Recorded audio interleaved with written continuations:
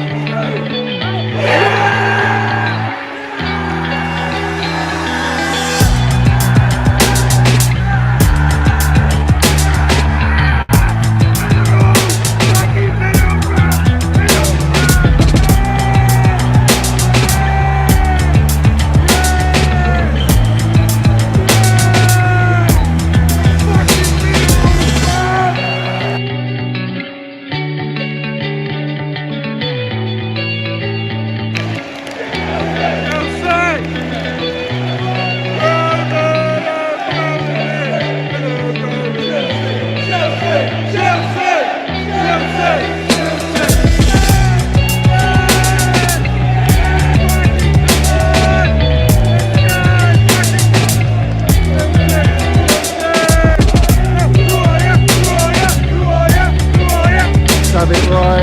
Middles FC.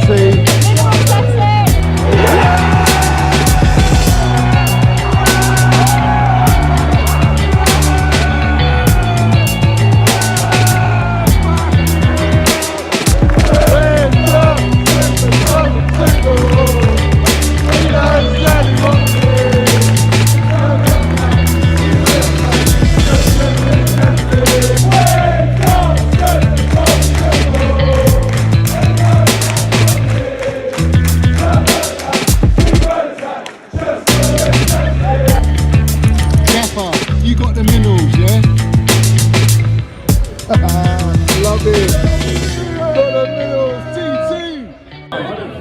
Hey, Johnny's got the fucking minerals, mate.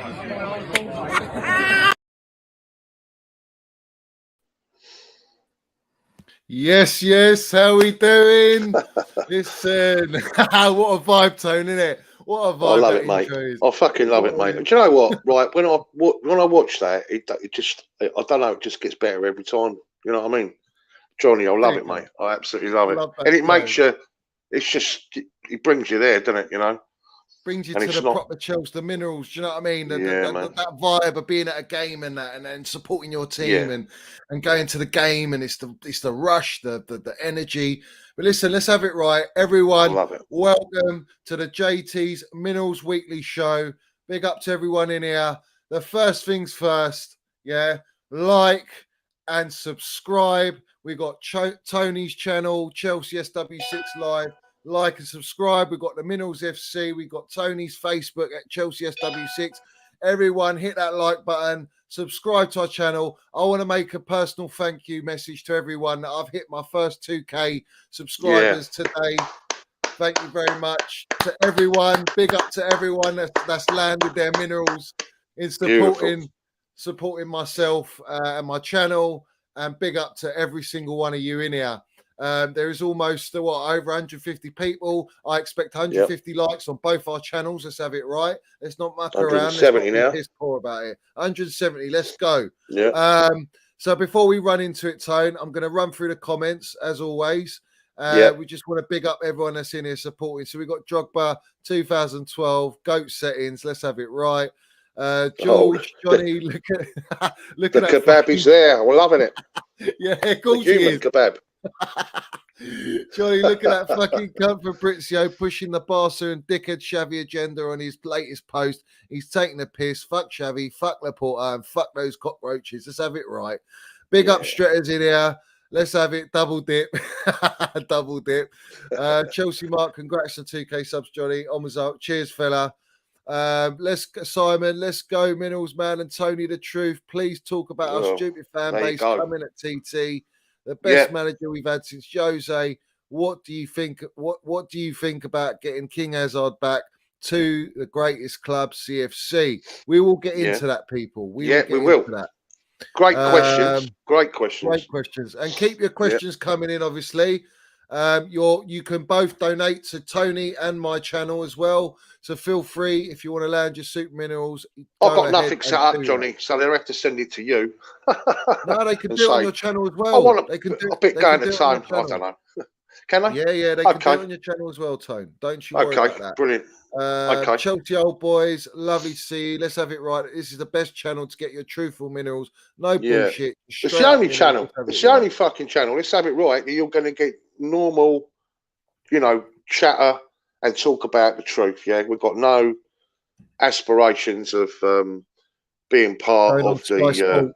We don't want all that. We just want to be real. Yeah, we go to the games. We say it as it is. And I'd like to think that we present in a way which does the club we love so much proud, and that's all we want to do. And say it as it is, and that's what it's all about, and that's why I'm so happy, man, that me and you are together. On lots of levels, Johnny. Of course, and mate. Massive, mate. 2000. Well done, you, mate. Deserve it, mate. Deserve it. Tone. I appreciate that. I really do appreciate you, and obviously all your support and that, and being part of the channel as well. Do you know what I mean? And us doing a collab and that is quality, mate. It's absolute quality. Yeah. Big up to Coffee. Hello, watching live from Ghana. Big up to you, Geezer, supporting on Facebook. Love that. Absolutely love that. Big up to Philly. Has party been charged in? Yeah, it seems that way. We'll get into all that. We'll get onto all that. Yeah. George, Petrov, the unmentionable, wasn't it? Yeah. It's all happening. It's all kicking off. British Patriot, like, subscribe, people. 2K smashed up. Middles FC, up the Chels. Big up Tony as well, man. Big up to Tony. Nice one, Roy. Roy Morrison there. Big shout out. Thank you very much, mate. Let's have it right. Brilliant. Everyone here. Everyone's in here. Everyone's in here. All the guys, all the Middles FC. Big up to Chelsea old boys. All the proper Chelsea are in the chat, and like the proper Chelsea. Man. You know what we're talking about. You guys are real, man. And that's what it's all about. Chels, they understand and they want the truth, Tone. This is what it's about. Yeah. It's about seeing it as it is. That's how you're going to get it, mate. Listen, I come out on the very first stage, remember, on one of the other channels when I done a fan cam outside, and I destroyed. If you ain't seen it, it was on CFC Fans TV. I was with, who was I with, man? Do you know what I mean? It's one of the girl presenters, like, you know what I mean? Who was it? But it don't matter. And I absolutely totaled VAR at the time, saying, listen, all these things are all right, but it's who's in control of it. Yeah, that's what really, really matters. And also what their agenda is. What do they want out of it? It's more about what they want out of it, isn't it, Tony? Well, I think it's a control mechanism, Johnny. That's the truth, mate. Yeah, because football and the whole process of football it's almost uncontrollable, isn't it? It's a game built and based on chance, on moments of magic and inspirational moments where you hug the person next to you, don't even know who they fucking are. You might have met them 10 minutes ago. They just walked past you with a burger in their hand. Excuse me, mate. 10 minutes later, you're hugging them. Do you know what I mean? That's the beauty of football. It's true though, Johnny, isn't it? Yeah, and it's those moments, yeah. So we don't want to celebrate after the fact. We want to be able to celebrate in the moment. It's a spontaneous game. Things happen, and we want to celebrate for that moment. We don't want to go, hold on, did it go in? Didn't it go in? Well, let's wait for a fucking video analysis. Fuck that, yeah? And these referees now, they always when it's going to get given, don't you? A penalty now. Johnny, it's almost like a process, isn't it? Do you know what I mean? You better have a look at that, And all of a sudden he's in his, I better have a look at that. Well, it's a penalty, don't you, Johnny? So it is what it is, guys, and you'll get only the fucking truth on this channel. And that's the whole idea of JT Minerals, isn't it? That's the proof. That is the proof. And we got the proof in the pudding, didn't we? Let's have it right. Big up to Chelsea old boys. Thank you very much for your Soup Minerals donation. I'm going to read your message here. Big up to you. Appreciate you supporting the channel. 77-78 was my first game ever against West Brom. We got relegated. Never missed a game since. We always supported our Chelsea thick and thin. 80s, 90s, 2000s. What's up with our supporters? Back our elite teach. Big up to you, Chelsea old boys. Yeah, Chelsea old boys. Fucking proper Chelsea, mate. 1977-78. That is proper, mate. And it was pretty much the unmentionable that year. We did get relegated, and it was pretty awful. But it is what it is. And you've been through You've been through all the good times and the bad times, and there was a lot of bad times, as we know, throughout the process. But there were reasons for that. Let's be honest. But I'll tell you what, I wouldn't fucking change the experience for nobody, mate. Some of the best times of my life were when we were in the mud. Let me tell you now, and we still had 10,000 fans that would go away to an away game, Old Trafford on a Wednesday night. You see us, outside. Mate, we honestly, phenomenal times back then. Phenomenal. And, we were a massive club, basically, do you know what I mean? Waiting to be unleashed. And as we know now, we're an elite club where those days are over and we're on pastures, totally greener, aren't we? So, massive respect to you, Chelsea old boys. Absolutely. Would you say never missed a game since? It's incredible. Yeah, that is unbelievable. Like, is that home and away, Chelsea old boys? That's incredible. I mean, home Caffey's away, unreal, never missed a game since. Caffey. Yeah, of course I know back Caffey. decades, mate. Yeah. She was at the pre-season phone. She was at the fucking pre-season. Incredible, she goes everywhere. Like I had the pleasure of meeting Caffey and having a chat with her, and a few other of their group, and that is proper Chelsea. And Chelsea old boys, respect to you, my man. Absolute respect, geezer. Proper pick up respect. on this one, Johnny. Miko Dillon, Man City away used to be mental back in the day. Oh, did it off. 84. Well, in fact, both seasons when we got promoted, it was us and Man City. Let's have it right. And we had a firm and a half, mate. We went up there on that Friday night. And in fact, if you actually look at a book by Mickey Francis, he was one of their top faces. And he wrote a book called The Governors or The Young Governors. I can't remember. It's quite a weird looking, quite a vibrant sort of coloured book. I think it was yellow and red and all that sort of stuff. Massive chapters about Chelsea, saying it was the best away support he'd ever seen in his entire life. He said Chelsea. He said we were waiting for Chelsea, looking forward to Chelsea. He goes and he came into Manchester, around the stadium and that, and all the City fans were saying, mate, forget it, they're everywhere. Chelsea are everywhere en masse.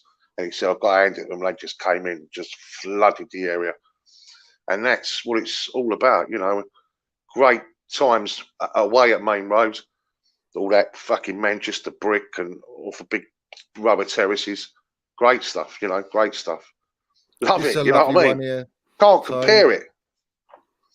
What's that, mate? Roy Morrison, big shout out to Tony, my era football fan, 55 years of fan. Now my 4 sons and grandchildren, fantastic channels, no bullshit. Show love, show your show. Johnny, up the blues. Listen, big up to you, Roy Morrison. Thank you for supporting the channel and appreciating Tony, obviously, and myself. I've got one here. Where is it? Ex headhunter. I've got another donation here. Thank you very much for your minerals donation. Fat Baby Ambience. Great name. Big up, guys. Love your channel. LFC fan here. Big up to you. Listen, that's what it's all about, Tony. You know what? I've got loads of fans in here, mate. Liverpool, Barcelona, Leicester, Millwalls, Man United. I've got all the fans in here, man. This is what amazing, it's about. Mate. It's about football. It's amazing, mate. It's about enjoying it. Big up CFC Lenny. Yes, Johnny and Tony. Can't wait for Everton away now. Big up to you, Geezer. Big up to you. I'm going to try, guys, very hard to get through all the comments, but I'll try my best to get through the comments because obviously we're gonna delve into landing the minerals and saying it how it is. But obviously, big up to every single one of you in here supporting the channel and in here. And obviously, we're blown away at the minute by we've got over 220 people in here. 229, counting. Amazing. It's going up. Yeah, it's quality. Amazing, guys. Thank you. So, Tone, let's get straight into it. Well, absolutely. And once again, Johnny, nothing really major to report since we last spoke. It's like these weeks are just going like that, over and over and over, like, and it's in.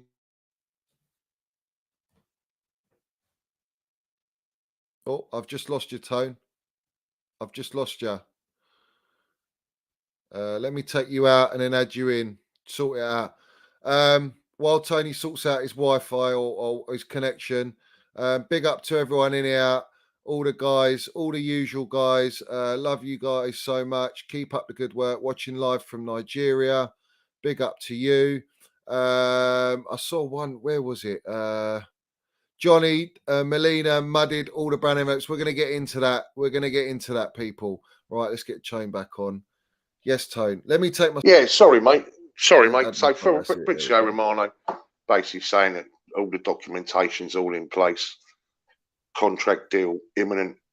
No fucking surprises there. Do you know what I mean? Apparently, we're making one signing, Tyler Dibbling, Southampton.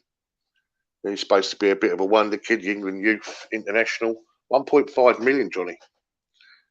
So he goes obviously into our academy to join Zach Sturge, is it, from Brighton? So at least we're following the same formula that we were before getting these quality youngsters in. Obviously, we need a centre half, Johnny, and talk about Wesley Fofana, is it, at Leicester? Obviously, we've been linked with a lot of centre halves, and we've been linked with everyone. Haven't we? De Jong, Barca wants 67 million. Apparently, that's well adrift from what we're prepared to pay, but apparently he doesn't want to go to Man United. His preference is to go to Chelsea. And if you were a Man United fan right now, seriously, it's game, set and match, isn't it? You just had the big fuck off pill from the player. I mean, that's the player that the United manager had made it perfectly clear that was his number one target. Yeah. A little bit of chatter, Johnny, about Harry Kane. And I put a video up today on my own channel. Not to say that it's going to happen, because clearly I don't think it will, because I can't see Spurs selling to us. But I think we should just ruffle a few feathers, Johnny. I think we should create be a bit of a rascal, and put a cheeky 130 million bid in for him, because let's have it right. If they said, well, all right, then we'd take it. I don't think it's happening. So I think Harry Kane is a joke of a story. Really, it's a load of nonsense, mate. It's not going to happen. Well, Levy, even though Roman's gone, Levy's not going to sell Harry Kane to a direct London rival. Well, not even rivals, for fuck's sake. They're a bottle job. But my thing is, he just won't sell to us. It just won't happen. Our history's there, whether we like it or not. And it's a big history, and we're not going to take that player. If he's going to go anywhere, he'll go either a Man United, a Man City, or he's going abroad. It's as simple as that. So I don't buy into that. I think it's an absolute bangers and mash waffle story. Brown envelopes just trying for clickbait. But what I do want to say is I want to elaborate. on the Koundé story. All right, because the Koundé story. There is a lot of brown envelopes being thrown about on that one, and I'm gonna wait till the end. I'm gonna run through it very quickly. Yeah, I'm gonna wait till the end before I land the Johnny Minerals bomb. All right. Well, it's not much more to go, Johnny. Denzel Dumfries into Milan, wing back. Apparently, they've already got a replacement for him, so he is available, Johnny. His performances last season in Serie A: 5 goals, 4 assists. Whether that's a possibility, I don't know, but apparently we're interested in him. And obviously, Amanda Brozier, we're not interested in selling him anymore. Right, so this is the thing, right? This is what winds me up. Fabrizio's come out and he's fucking keeps pushing out this permanent deal for Broha. West Ham want famous. Listen, let's have it right. He's a brown envelope, Fabrizio Romano, the kingpin of brown envelopes, and I'm going to prove it with the Koundé story as we go on. He's just tweeted, Johnny. I know he has. I know. That we're not accepting bids. No, but Thomas Tuchel came out 3-4 days ago and said, we're not selling him on Brozier. We're not selling him. I don't want to sell him. Let me fucking assess the geezer. He's pushing for a move, they're saying. But is he really? This is his best pathway to Chelsea Football Club to have his chance to compete with Kai Havertz as a number 9 position. He's a perfect profile for what we want. He's not like that traditional number 9. He's a great animal. He's pressing. He's from Cobham. He's hungry. He's got instinct on him. He reminds me a bit of a Diego Costa. Do you know what I mean? He's got minerals. And I want to see him at Chelsea. Let him have a season at Chelsea. West Ham can fuck off, all right? They don't want to sell Declan Rice to us, so No, we're they not going to don't. sell Broha. And I don't even want Yeah. Broha in the deal because I want to keep Broha because I think we're going to struggle, Tone. There's not many strikers out there available at the level of Chelsea Football Club. So that's where we need to look. I think West Ham would take a deal for Declan Rice if it's Man United. Yeah, of course they would. Of course they would. Yeah. 100%. You know, but there you go. But then, of course, Johnny, it brings us on to corruption. Well, this is if you let me go into the Kunde, I'll explain about the corruption. All right, because it all links up. It all links up. I mean, you can go into Frankie de Jong and all that. We'll get into that, yeah. But let's have it right, okay? We were told, right? And I've got tweets. I can put them up if you want. I'll put them up just so that it backs the argument. Do you know what I mean? Now, we've got tweets from the so-called Tier 1. I call him the Tier 1 brown envelope, yeah? Let's have it right. Now, this is Kunde moving in the right direction for Chelsea. Hope the saga may be coming towards an end, all right? You got Fabrizio Romano coming out of all the normal tweets about Here we go. Kunde, all right? And now this is one here. Jules Kunde was a club target signing for Chelsea with Marina Granovskaya pushing for a deal. Thomas Tuchel prefers other targets. Now, it's been reported even by Matt Law, and let me get it up. Where is it? Here it is. All right. So Matt Law is he's basically said that it's a target by. Sorry, I'm not putting that in, but it's fine. Yeah. But I don't want to get into it, Tone. You're going to make me laugh, geezer. I know, all right? So much in it. All right, hold on. All right, so good. It's fucking. All right, hold on. Look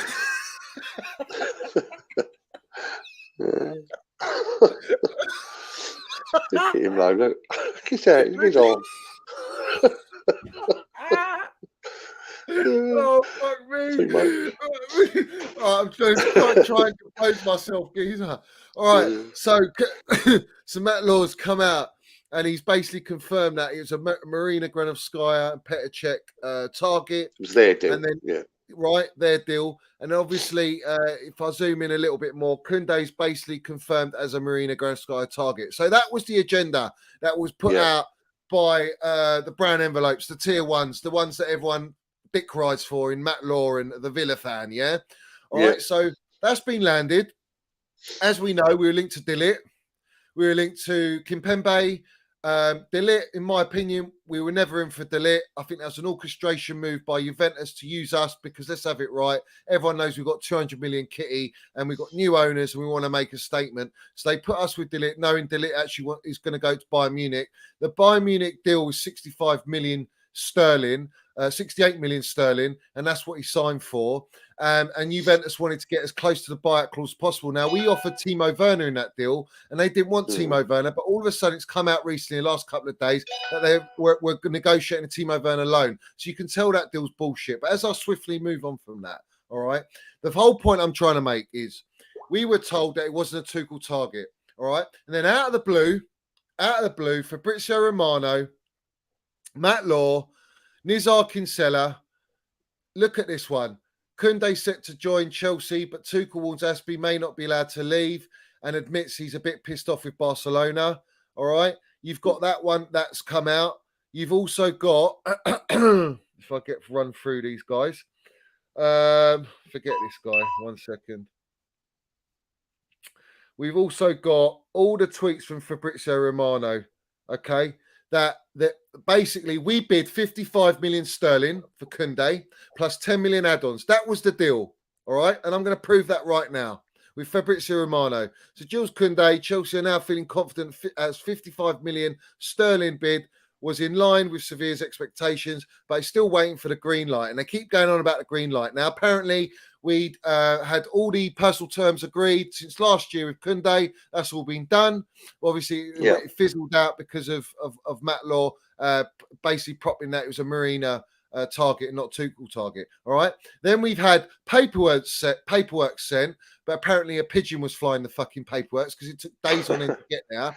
And then on top of that, they said that the medical's booked. So we heard all that, and all of a sudden, Fabrizio Romano kept tweeting two or three tweets, same generic tweets, all right, to buy time. Yeah. And what was he biding time for? He was biding time for the second lever that came in. As soon as that lever came in, all of a sudden, boof, Barcelona ready to go in for Jules Koundé. The player prefers Barcelona, blah, blah, blah, bang as a mash waffle, all right? And let's have it right. Look what they bid, Tone. Look, this is today. So today it's been confirmed Barcelona's contracts ready, completed. Jules Koundé deal with Sevilla in the next hours. Fixed fee will be around 50 million euros plus add-ons. Now let's have it right. Yeah, we bid 55 million sterling, all right, plus 10 million add-ons.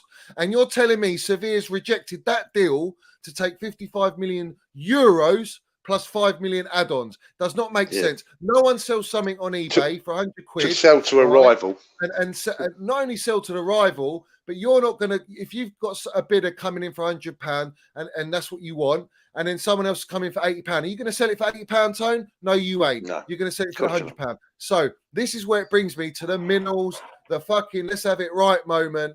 This is where it all happens, people. This is where the real people, the real journalists come out and they land the minerals. And this was today. And I told everyone, and everyone in the comments, you can vouch for me, you can back me, and everyone that's been following me. This is from a big journalist, all right? And let's have it right. This guy's reported on all the corruption around football. He's come for everyone, even Ronaldo, PSG, Manchester City, Real Madrid, about the Super League, all the fucking corrupt bullshit that's going on behind the scenes. Brilliant, all right? great. And let me read this tweet from Romain Molina, and big up to Romain Molina because he's put his neck on the line, putting out the information he put out. All right, so he's basically put, translating from French to English, he's put quite a fan of the Ramdan on Chelsea's interest in Koundé when Tuchel did not want the player. Nice trick to raise the Barca level behind player's agent. Jonathan Kebe. It was George Mendes who was influential in the deal and the press. Let's have it right. We were never in for Jules Koundé. It was never a Tuchel target, but they used it and they paid Fabrizio Romano and Matt Laws and all these fucking brown envelopes and all the sources they paid that feed these journalists in the UK. They told them all this nonsense and they put it out believing and not consulting the club in the first place because let's have it right, they ain't got a clue what's going on behind the scenes at the club. They haven't got the contacts that they so claim to have. And we never bid for Jules Koundé. And that is called corruption. That's called orchestration of news. It's not telling us the truth and it's fake. Yeah.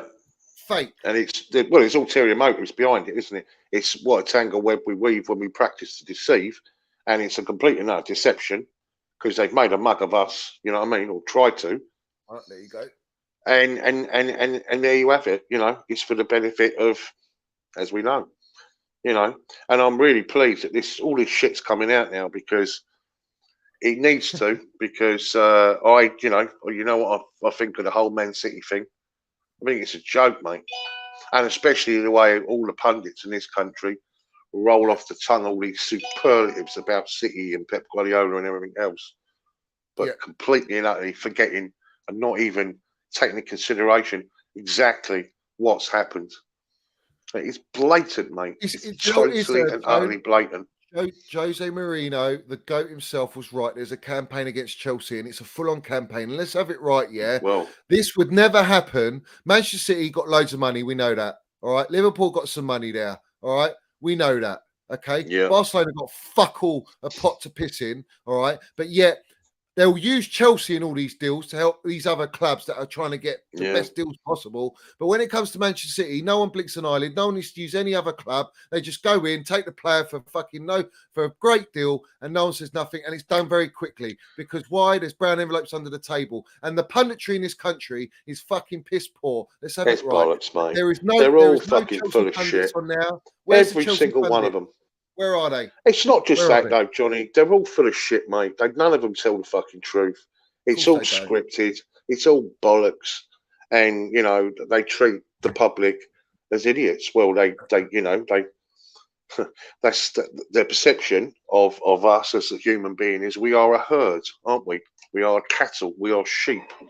You know, we're not capable of understanding things in a logical way. We can't make up our own minds, so they have to fucking make it for us. So guess what?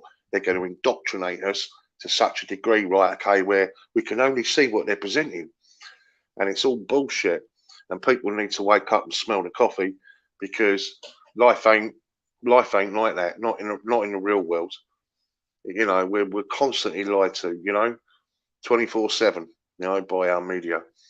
They're all fucking full of shit. All of them full of Every shit. single one of them. And Every let's have it single one right, of them. And if right? you think Let me, you're sitting there at 9 o'clock at night or 10 o'clock at night watching the fucking news, you are fucking off your nut. If you think that's really the news, yeah, what's going on? And there's some comments in here, right? Okay, which look, some of people are bang on it, yeah. I can see in the comments, and maybe we don't need to go down that road, Johnny, because we don't want you fucking off here, mate. Now you're a bit 2K, but we know the crack, Johnny. Yeah, we know the situation. 100% right. Okay, these fuckers, right, need exposing. Yeah. Why is it all right for some and not all right for others? Why? Because it fits the mantra right now, the obviously, narrative, yeah. and not in the net. Yeah, that fits the narrative. And like, if you look right now, yeah, Newcastle get a free reign for a while. Well, Saudi Arabia's okay. Do you know what I mean? I told you, right? You've got all these people who haven't got an issue, right? We're going over, you know, for the World Cup. All those people that, you know, died making those stadiums, and just the human rights sort of perspective about everything. It's like we'll turn a blind eye here. Oh, well, we'll throw fucking some stones at people. It's like that twat, yeah, that brought it up in Parliament, used parliamentary questions. As soon as you mention something in Parliament, you know they have to act on it. So he came in, didn't he? Was it Chris Bryant about Roman Abramovich and everything else? Knowing full well, right, okay, what he was doing. But who was that guy? Well, he was one of the guys that signed off the petition for the British government to go to war and bomb Iraq, which for because of weapons of mass destruction, which we now know is a complete and utter crock of shit. Yeah, and yet you're telling me someone on a government level, yeah, like that, right? Okay, didn't know those facts. It's all bollocks, right? It's all bollocks, right? If you start to look and track and look at everyone's background and everyone's associations, right, you'll see all shit, all of it. All of it's shit, bro. All of it's all it. shit. It's all shit, guys. And And I swear, you know, it's not even conspiratorial anymore, is it, Johnny? I mean, they're actually openly admitting half the fucking shit. Do you know what I mean? So, you know, it's there in front of fucking people's noses. What do you want to do?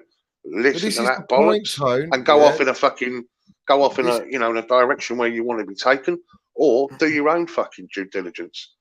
Well, I know I am. I'm a fucking, you know, I've got an acquired mind. I've got my own fucking, I can make up my own fucking, you know, my own reasons and reasoning. Do you know what I mean? As to what I think is right and what I don't think is right. And seriously, guys, yeah, you know, as I said before, you know, look at that fucking trial with, Johnny Depp, yeah, where the whole world was embraced with this fucking Johnny Depp, libel case about, you know, sort of, was he abusive and all that? I don't know, whatever it was, Johnny, yeah. And yet the real trial was going off somewhere else, Ghislaine Maxwell, as we all know. What happened to those fucking names of those people? Fucking, you know, on Epstein Island and everything else. Well, yeah, let's bring up that fucking rat, Piers Morgan. Yeah, Piers Morgan, you fella, yeah, coming out with your fucking agenda about Roman Abramovich while you're fucking out with Ghislaine Maxwell Hill. Let's have it right. You want to talk about dodgy shit? That's dodgy shit. But let's move away from that. They're all full of shit. They're all full of shit. We know what they are. We know what they are. But the thing that pisses me off is not everyone thinks like myself and you. Myself and yourself. Well, I don't know, Johnny. I'll tell you what I think, right? I think there's more and more people now that are awake than ever been. I mean, let's put it like this. I've got to be honest with you. 10 years ago, right, when I was reading up on certain stuff, right, okay, you did kind of feel you was on your own or part of a very, very small amount of people. Now, I don't think that's so much the case now, because I think people, you know, there's lots of things that have woken people up and they're going, actually, none of this is right. Do you know what I mean? So I'm actually going to go and look for it for myself. And then once you start doing that and, you know, you start uncovering this and uncovering that, and it takes you down a road where, let's have it right, you're fucked, because you can never jump back. But Once the Tone, this is genie's the out of the bottle. problem with when you associate in football, the problem is people, all the fans, they believe what they read because they believe that the press and the media telling you the truth. And this transfer window has been a real eye opener, not for me because I know how they work, but I've been telling people about the brown envelopes, and this has been an eye opener for the way that they are reporting news on Chelsea Football Club is just so weak and lightweight. And it's so blasé. It's throw shit and hope it stinks attitude and agenda and narrative. And now the Chelsea fan base are buying, most of them are buying into the fact that we are being fed a load of bollocks. And this is the problem now, because who do you trust with the news? Now, we've said it. The bottom line is that the certification of what players we sign and the links are, what's on the fucking Chelsea website, and the player holding up the shirt and having a medical. And that is it. Even not in the medical, it's got to be past the medical. It's got to hold the shirt and be pictured with either the gaffer or an announcement video. That is when we know we've made a proper signing. Other than that, it's all fucking clickbait. Like Ronaldo. Ronaldo yesterday, I don't know if you saw it, Tone. I'm going to bring it up quickly. The Ronaldo one. Bear with me. Let me get it up. Here it is. All right. So Cristiano Ronaldo had an agreement with Chelsea, but Tuchel blocked the operation. The chances of Ronaldo at Chelsea are 5%. Now, do you understand what this does to the fan base? There's a majority of the fan base that are like, we need a striker because they think they know what we need, right? But they're disregarding the fundamental fucking importance is that we have to back Thomas Tuchel. And if Thomas Tuchel doesn't want Ronaldo, then that is it. End of discussion. Why the brown envelopes keep putting it back in the press? Do you know why? Because they've been so fucking royally fucked by the Koundé deal that they've got to bring out some more news to try and have an agenda against Tuchel. Do you know why? Because Thomas Tuchel has muddied all the brown envelopes by saying, I don't want fucking Koundé. Why are you associating us with Koundé? And Romain Molina has come out with that tweet today because he's been authorised to say that tweet because it's the fucking truth. And that's the difference, Tone. That's why now they're trying to play with the fan psyche, you know, trying to get in there to create a toxic atmosphere. They're trying to create Chelsea as a club that's weak, got no fucking minerals, that we got no pool. It's nonsense. We're the world champions. We've got a fucking elite manager. We've got a very good squad. Yeah, we're trying to offload, but let's have it right. This squad's got players from 4 or 5 previous managers that shouldn't be at the club. And Tuchel's got to clear it out. But under Roman, he wasn't getting an opportunity. Now he's got an opportunity. These guys can't even give him a fucking head start. And you've got people like Daniel Chels, like this fucking muppet, saying 11 days away from Everton, and the questions for Thomas Tuchel to answer only appear to be growing. Fuck off with all this pressure putting on Thomas Tuchel. And Adam Newson here, can't be any messing about tomorrow against Udinese. 90 minutes really do matter. Thomas Tuchel has to pick a Chelsea starting 11 that resembles as much as possible the side that lines up against Everton. Well, obviously, we know that fella. So don't you think the gaffer knows that? Do we need that pressure from you fucking brown envelopes? Putting pressure on the gaffer when he knows that we're not even ready. He's come out because he's truthful that we're not ready, and we know we're not ready to compete in the Premier League because we're fucking rebuilding. We're in a massive rebuild, but all these brown envelopes are tarnish us, painting us like this fucking weak, small fry club, but they're quick to prop Spurs and Conte, and the fans prop Conte, who fucking ratted us, our club, going to Spurs anyway, as it is, yeah? All right? And he's a bottle job anyway at that club. He ain't going to win a fucking league. Let's have it right. And then you've got them propping Arsenal Football Club and Manchester City and Liverpool. All right, and let's have it right. Liverpool, Manchester City, their manager, Pep Guardiola and Klopp, they've been at their club for 7 fucking years. Thomas Tuchel's been here for 5 minutes for a year and a half, and he's won a Champions League, Club World Cup, Super Cup, something fucking Pep can't do with all the money, the millions that he spent. And they want to fucking put pressure on Thomas Tuchel. Let's have it right. We have to back the gaffer 100%, Tone. 100%. You know what I mean? Daniel Chels, though, doesn't he? He works for London, and it's Football London. Yeah, he does. Yeah, they're all their fucking. See, I remember him right when he first came in at 100% Chelsea. Yeah, and he was part of the original cast, if you like. And his intentions was always to get into the media. Do you know what I mean? Always, you know. So he's got where he wants to be, Johnny. Yeah. So what he's doing is he's stirring a story, which is shit. That's what you don't need, isn't it? Yeah, but they've That's got my point is they've got an agenda, right? Shall I tell you why? You can say they're Lampard sexuals, yeah. I was the biggest fucking Lampard proper.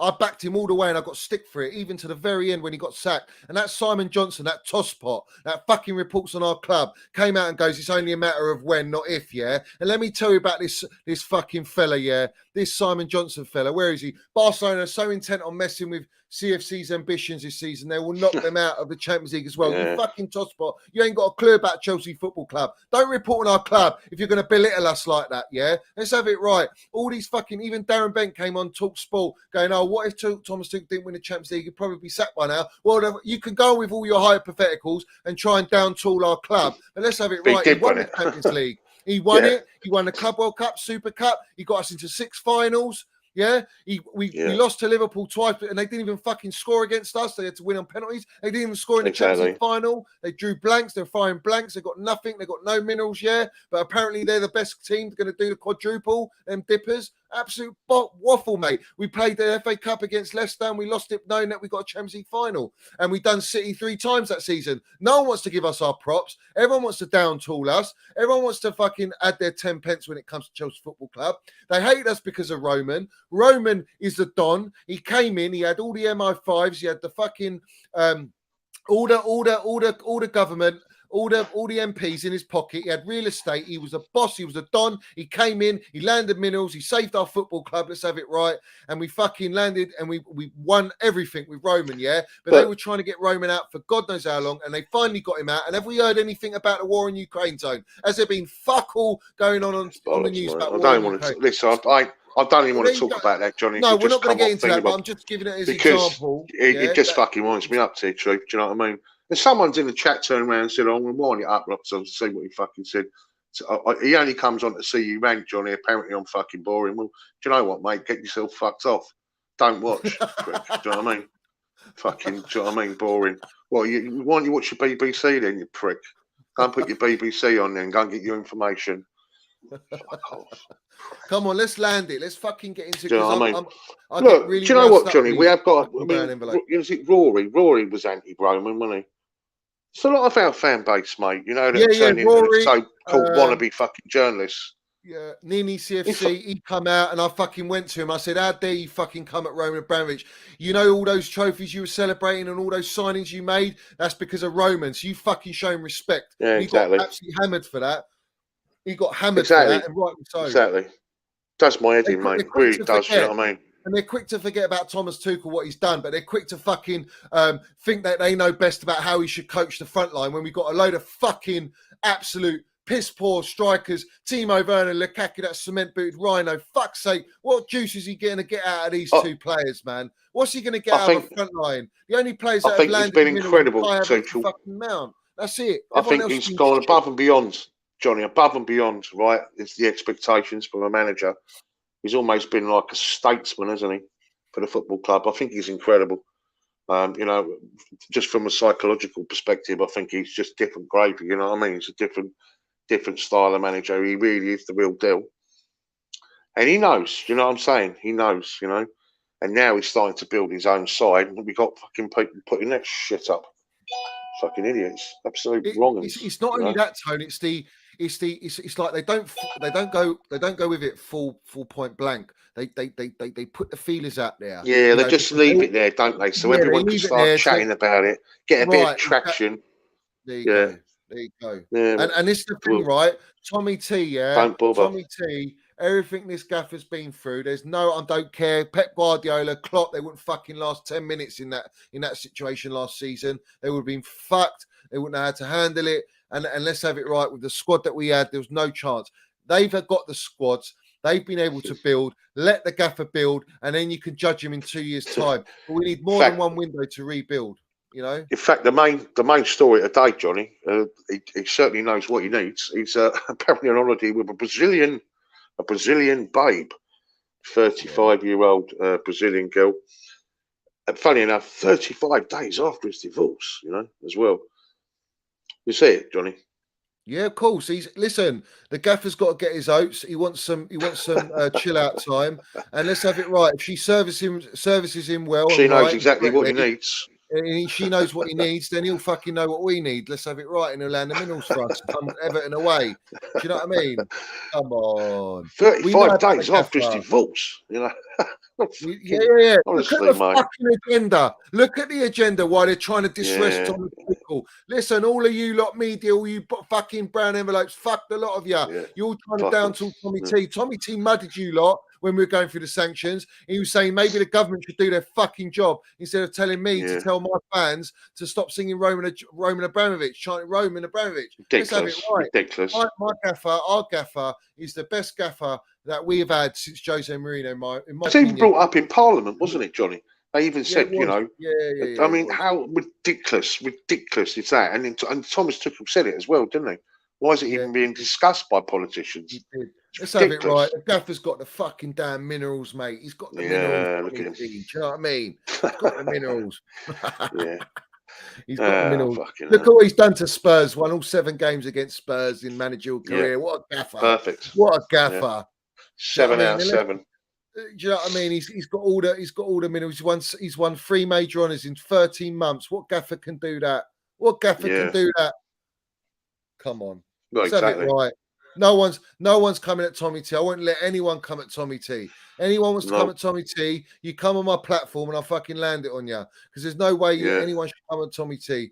Tommy T's got all the minerals we need. He knows exactly what we need. And look what he's done. Look how he's paved over all the cracks in our squad and won us Champions League and all the trophies and got us to 6 finals, mate. He's never lost a semi-final. If we'd beaten Real Madrid at the Bernabeu, we would have gone semi-final. We would have been in that final against Liverpool. Let's have it right. I don't doubt that for 1 second. Now, I think we can go and win the Champions League again with the gaffer, maybe before we win the fucking Premier League, and I'll take that all day long. I want that 3rd star, and we can be in a conversation with United. Do you know what I mean? So, like, I think, like, let's see how we go. The only thing I'm a little bit where I'll be a bit critical, but I don't buy into it at the minute because I don't believe the brown envelopes. But they're pushing right now that Broha is going to go on a permanent deal, and they're trying to push Billy Gilmore going on a permanent deal because Frank wants them at Everton. Now, I don't buy into it. I think the only way you're selling Billy Gilmore, Tone, is if you're buying Frankie de Jong.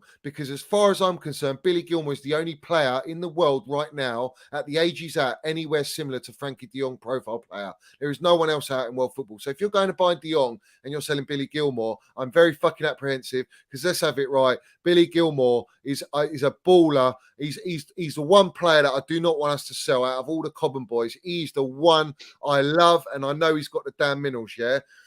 If Tommy T sells him, I'm going to be a little bit like, oh, that's going to hurt me. That's going to hurt me, that one. Yeah, but don't you think de Jong is a possibility? I mean...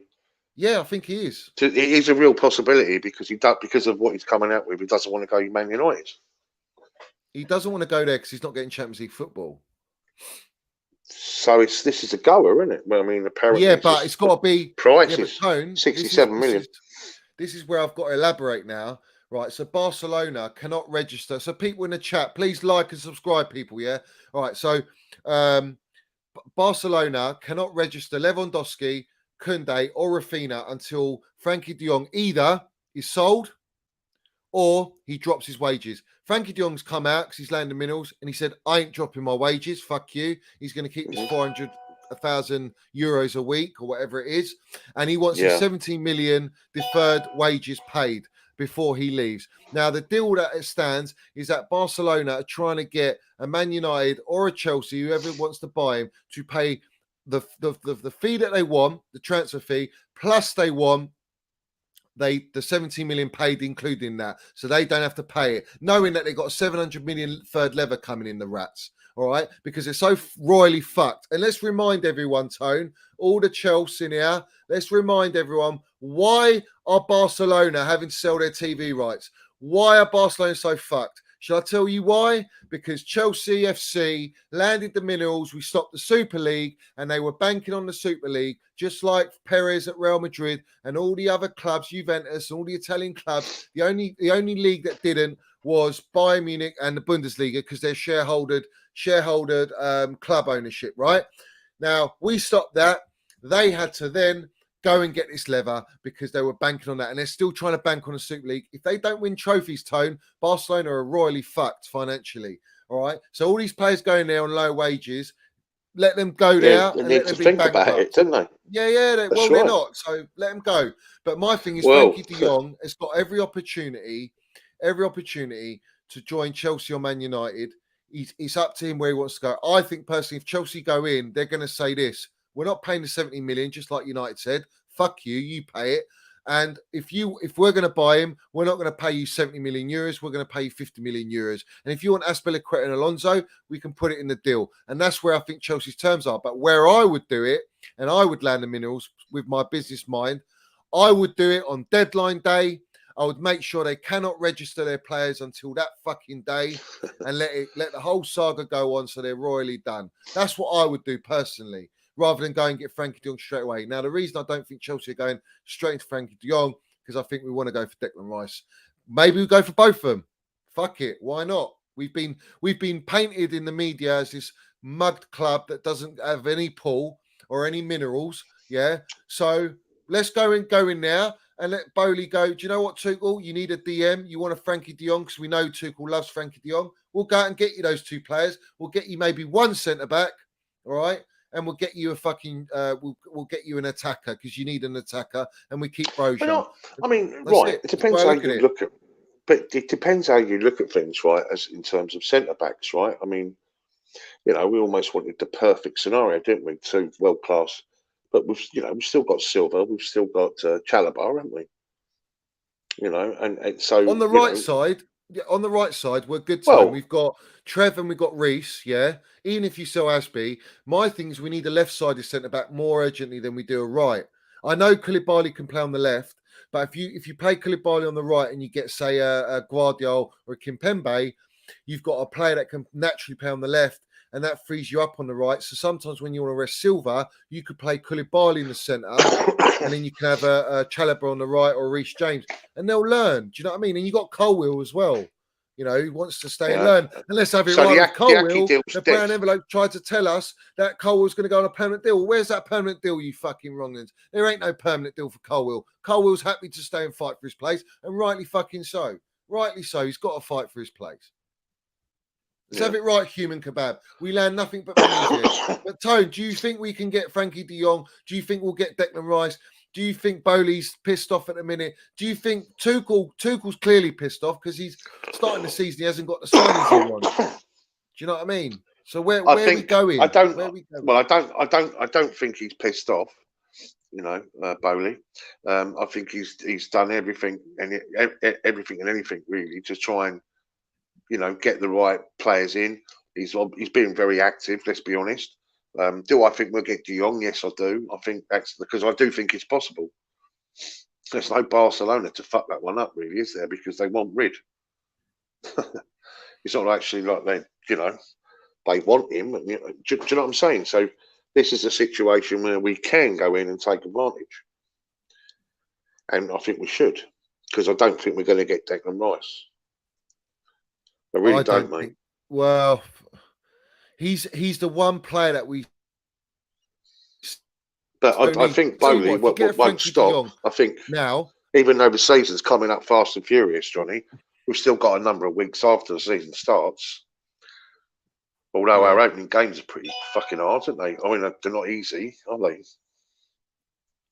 But Tone, what I'm saying is, if you buy Frankie de Jong and you know you're not getting Declan Rice, what you can do is you can get Declan Rice on the cheaper next year and fuck West Ham, because they ain't going to get anywhere near the money that they're asking for here. We thought that about Haaland, didn't we? We thought that about Haaland. But listen, Declan Rice ain't going to go anywhere. My only thing is, what if Man United going for Declan Rice? And I think they will if they don't get Frankie de Jong. I think West Ham would want to sell to Man United. Yeah. But I'm thinking this: the ideal scenario is where you get Frankie de Jong this year. He's a wonderful player. He's a baller. All right, you get him in, and then you have the hope of okay, he's our Jorginho replacement for when he goes, and then you bring in a Declan Rice, who'll be a Kante replacement, and that's the thought process for me. Where you can still keep Kante, for example, but you've got Frankie de Jong, Kante, Kovacic, and Rice. And you've got Minerals Mount in the middle. That's ready to challenge for everything. That midfield, because the midfield's where you win and lose games. Let's have it right, or draw. right? It's the midfield where you cannot get overrun and you have to dominate in games. And I think if you get a Declan Rice and a Frankie de Jong, fuck me, that's got all the minerals in there. With minerals, man, you're balling. And then you've got your front three. You have Kai Havertz, Sterling, get Tuchel, whoever he wants on the right side, attacker with a Pulisic and Cho, because I think Werner and Hakim Ziyech are off. Yeah, rightly so, because they've been dog shit. And then the back line, he's still building. And I think we're ready to compete after that. But that'll be the next transfer window. So I would love to sign Frankie de Jong. You don't think we need a striker? No. I think we've got Broha. What do we need a striker for? So you stick with him and just include him. Yeah. I think you build the midfield. The midfield. It could work out to be the greatest thing ever, you know. It could solve our number 9 issues and conundrum that's been blighting us for years. Broha. It could do. Yeah, I like him. Yeah. I think under Tuchel he will elevate, and at Chelsea playing with better players and better team, he's going to show his qualities. But he's built for the league. He's strong. He's got pace. He's got good technical feet. He's got an instinct. Some goals he's scored are just pure instinct. He's got Costa. He's got a Costa vibe for me, and I like that. He's got good hold up, and he can play, I think, anywhere along the front three, which is what Tuchel wants. That's a profile he wants. So why are we going to get rid of him? Let's give him a year. We got 4. Listen, this is why the brown envelopes piss me off. They're saying, right, that we have to fight to keep Broha. He's on a 4-year deal, you numpties. He's on a 4-year deal. That's right. What are we fighting for? Come on. It's just there, isn't it? Right. He's there. He's going to play for us. And I think that's an interesting one, isn't it, Johnny? You buy Neymar, Stretford in red W16. You buy Neymar. As you say, you win the league. Yeah. You buy Neymar, you win the league, and draw last season will turn into wins. Turn He's him a into match wins, winner. draws. You won't get the Young United #1 target. He just wants his money. Listen, I said Neymar. You said Neymar. I fucking break the bank to get Neymar. I would. Yeah. Do you know what? He's the final piece. There's no one else out there, in my opinion, that will elevate us in the attack with what we got. Neymar does that. He's a baller. He's got all the minerals we need. And I think if you don't get a De Jong, you go out all the fucking way and get Declan Rice. You paid 120 million, get him. That's my opinion. That's what I would do in the window. And I'd sacrifice maybe another signing just to get those 2 in. You know? I would do that. You got to do it. So, do it. Well, we'll have to wait and see, Johnny. But he's, you know, listen, if he wants to go, if Arsenal in for him and we snatch him, that's lovely. It's a sweetener. But is he built for the league? I don't know. He's a talented player. I do like him. So, Johnny, people want to talk about the stadium issue and atmosphere and how to improve it. And also about our fan base. You want to go? Yeah, go for it. Yeah, go for it. No, I'm saying you go. Oh, me? What I think at a minute of like the fan base and being at games or just generally? Just in general, mate. Yeah. Well, the fans are fickle. They're very quick to switch hot and cold. When, for example, I'll use Mason Mount as an example. When he's balling out, they're quick to love him, and all the haters go quiet. All right, and they want a bit of you. All right, they want a lot of you, in fact, and they're all for it. But when he maybe has an average game or they think he's had a piss poor game, all right, they're quick to go at him and hate on him. And that's a very similar pattern when it comes to the gaffer, when it comes to our team and our performances, because they've been spoilt with immediacy. The spoiling of immediacy goes like this. When you're used to winning all this time, now I'm going for all the fans within the Roman era. The fans before Roman era, like yourself, Tony, and myself, all right, we knew what it was like not to be at the top. All right. And when we got to that point, it was like proper minerals. We loved it. Do you know what I mean? But the fans in this era are predominantly in that Roman era. And that Roman era, we expect to win. We expect to compete at all levels. And unfortunately, things are changing. The structure of our football club, the new ownership has come in, is changing all of that. And that hasn't been our fucking choice. That's been the corrupt government's choice to get Roman out. So let's remember that. And put all our anger and animosity towards that and all the politics, and not actually our football players and our manager and our club, because it's not their fault. But where we're in a good position is that we've got money there to spend. We've got an elite manager. We've got a great foundation of ballers like Reece James, Mason Mount, Trev. We've got a backbone of players. We've got internationals there. We've got Kante, for example, world class. We've got Kai Havertz, new talent. We've bought Koulibaly, Sterling. We're building on what we've got. Frank Lampard brought through the youth. He's laid the foundations through that transfer period. And let's have it right. We were fucked over. How many transfer bans and all this nonsense? We've been screwed over. But we've gone through that. My thing is the fans are very quick to switch, all right, because they're used to winning. And when things ain't going well, they don't want to be in an Arsenal position or a Spurs position, and they're scared of that. And the moment they sniff that, they're going to come at every player and every manager and all the owners. They'll turn on the owners, and it'll be like that. Now, the way I look at it is patience is key. You have to be patient in this moment in time, and we have to remember who we are, what we've achieved, and the big club that we are, and the elite club we are. Because let's have it right, there's not many clubs that have won 2 Champions Leagues in that Premier League. Manchester City are still not an elite club. They're a big club in the sense they won Premier League titles and domestic titles, but they ain't a fucking elite club. All right, they're nothing of a Liverpool or Man United. They're nothing nowhere near Chelsea Football Club, and that's the difference. And neither is Spurs or fucking Arsenal. They're nowhere near Chelsea. So we have to respect that as fans, and we've got that history to fall back on. But when it's needed, all right, you have to support the team. Now, when you go to games, the atmosphere has been up and down throughout that season. It wasn't very good. You know what I mean? No. It was a very airy, uncertain period with the Roman sanctioning. And I remember the one game in particular was the Brentford game at home. That was a fucking shocking atmosphere. I was in the shed for that one. But I'll tell you one thing. The away games, every away game I went to, even after the sanctioning, was fucking rocking, mate. We landed the middles everywhere. It always is, Johnny. It always is. is. But the home is piss poor. And do you know why it's piss poor? But it's not piss poor. Too many. All right, that's a bit harsh to say piss poor. But where I say it's a bit lackluster, like, for example, I'll give you this example. When we were at Real Madrid at home and we were 2-0 down, all right, the crowd wasn't lifting up. I could hear a bit of the shed and I could hear a bit of the Matthew Harding lower, but I was in East Stand at that point, and I had fucking all the international fans, all right, who've probably never been to the bridge or they've been invited as guests. I had people next to me talking about their fucking work, and I said to them, you might as well go for a coffee or something or over a meal. We're watching a fucking game. We're 2-0 down. People behind me laughing. I said, what are you laughing at? We're 2-0 down. We scored 2-1. The crowd lifted.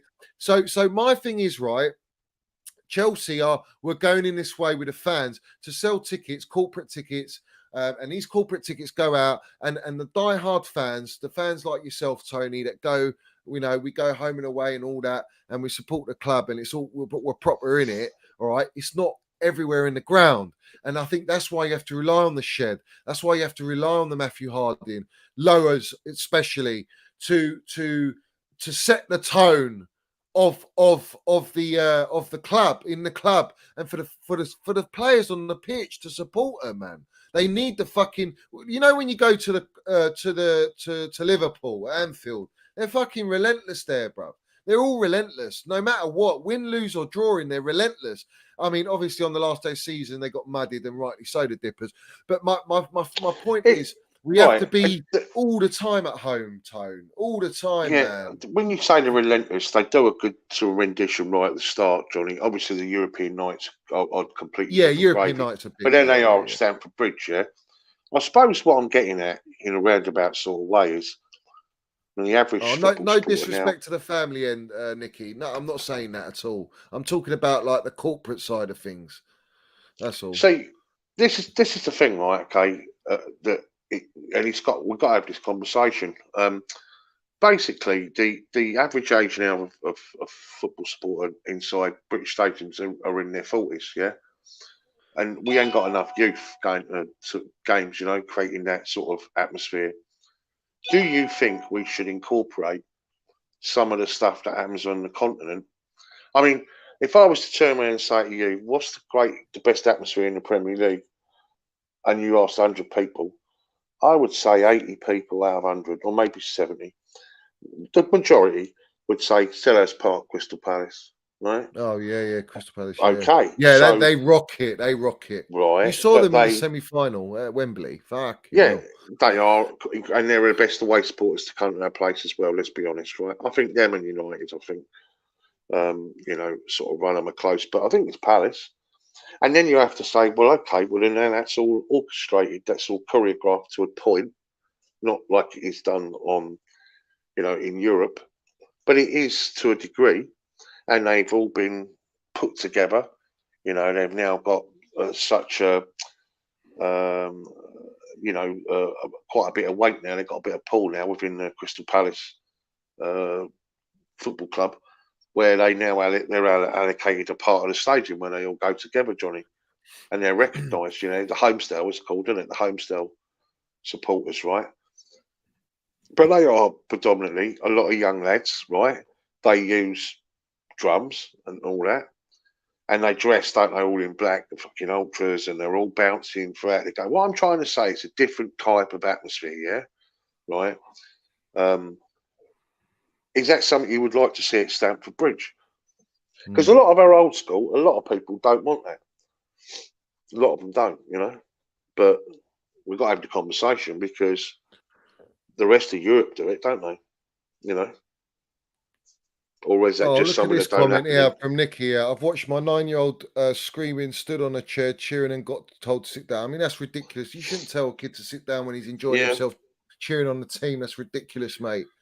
that's Absolutely ridiculous. When yeah, we're away, we're standing on all the seats, cheering, chanting. Do you know what I yeah. mean? Like Well, that's we're right. rocking, but It's standing only, isn't it? But I'm just asking yeah, the question, Johnny. Is that something yeah. you'd like to see, like a drummer inside Stamford Bridge, or maybe a, when you see a lot of the German All the abroad supporters. do it. Look at Real Madrid's and all that. They Well, get they mental. have like conductors, don't they? Really, that like get them Yeah. chanting. Big loud hailers, and I mean, like Frankfurt, Eintracht Frankfurt, and Borussia Dortmund, Schalke. Um, you know, Yeah, but these will people Chelsea are allow part of the that club. tone? Chelsea won't allow that, will they? Has that got to be Well, voted? I It's know got to it's a be different voted, isn't it? culture, but you have to say the differential between going to watch a game of football in Germany and going to watch a game of football in England is an absolute fucking contrast. It's so much cheaper to go and watch, and they won't compromise it. Do you know what I mean? The supporters also are, I think they're the main majority in terms of being shareholders of the football club. Yeah. So they have a say, and they won't compromise at all. Yeah. They won't put up the prices, even though they know they could and can. But you have to say that, that's what creates the yellow walls at Dortmund. And, it's quite incredible, isn't it? Do you know what I'm saying, Johnny? And Listen, I it's one of don't. the beautiful things about going abroad in Europe watching Chelsea, to be fair, when you do see that sort of stuff. It's a different vibe and Experience. atmosphere altogether, in it, and experience. But I think at Chelsea, when we're rocking, aren't we? Do you know what I mean? We're rocking, and Yeah. but I think if you Ajax want to have 4-4 was instruments and all incredible, wasn't that, it? yeah. Oh yeah. That was That was fucking unbelievable. hell. That atmosphere that night, if you could have bottled that, that was fucking hell. That was Yeah, something else. that was special. But I mean, we got and you, done by a Spiliqueta winner there as well, didn't we? Fucking hell. yeah, Yeah. spirit of the game, Johnny. Spirit of the game. Yeah. Like the fucking penalty. 100%. Sorry, the goal from Chilwell, wasn't it, against Leicester in the cup final? Oh, the limbs though, but Uh, yeah, got taken from her. This is the problem with VAR. It ruins the whole vibe, man. You can't even fucking there celebrate you a go. goal. You got to Yeah. wait until you get the decision. It's horrible, man. It's just it ruins the whole beauty of the game. Do you know what I mean? It ruins the whole beauty of the game, and that's the But problem with me. I mean, what do you think, though, Johnny? I mean, would you be happy if there was a fucking drummer in the fucking Matthew Harding? Just, I don't know, dude. just saying. Maybe it does it sets the tone, doesn't it? Or it keeps the chance going, doesn't it? Keeps it going, I I mean, guess. But I don't know if is it's it the that team? vibe. Is it the team's job to make the supporters make noise, or is it the supporters' job to make noise to encourage the team to play better? I think, right. I think the most important time to chant and back your players is when you're losing. That for me is the most important time. You can chant all well when you're winning and when you scored a goal. All right. Now, when you're losing, they're the moments. I know it's tense and that, and in the big games, but they're the moments where you really got to bring out everything, because that extra chanting helps the players. They hear it, they feel it, they want the electric atmosphere. Do you know what I mean? You don't want it to be like back in the day where you could fucking hear a pin drop. Do you know what I mean? It's like, and then the players feel that nervousness. They feel it as well, because the crowd, the energy of the crowd around them. And that's why, like, when you look at Liverpool in their European nights, they fucking, they rock it no matter what. They rock it, and they are the 12th man. It's like, yeah, and we need to do that more. We need to do that more when we're losing, is what I'm saying. That's the moment. It's very hard to do. It's very hard to do, but we can do it when we're away. If you noticed, you can do it when you're away. You have to, because you want to be heard. There's hardly any of you. Do you know what I mean? Compared to the rest of the fans in the stadium. That's my thing. That's the only thing if I could like have a message to the fans, it'd be any time we're fucking losing, we just sing our hearts out, mate. Literally, just pump it out, carefree, everything. Super Tommy T, hello, we are the Chelsea boys. Everything, just fucking go ham with it. Go ham with it.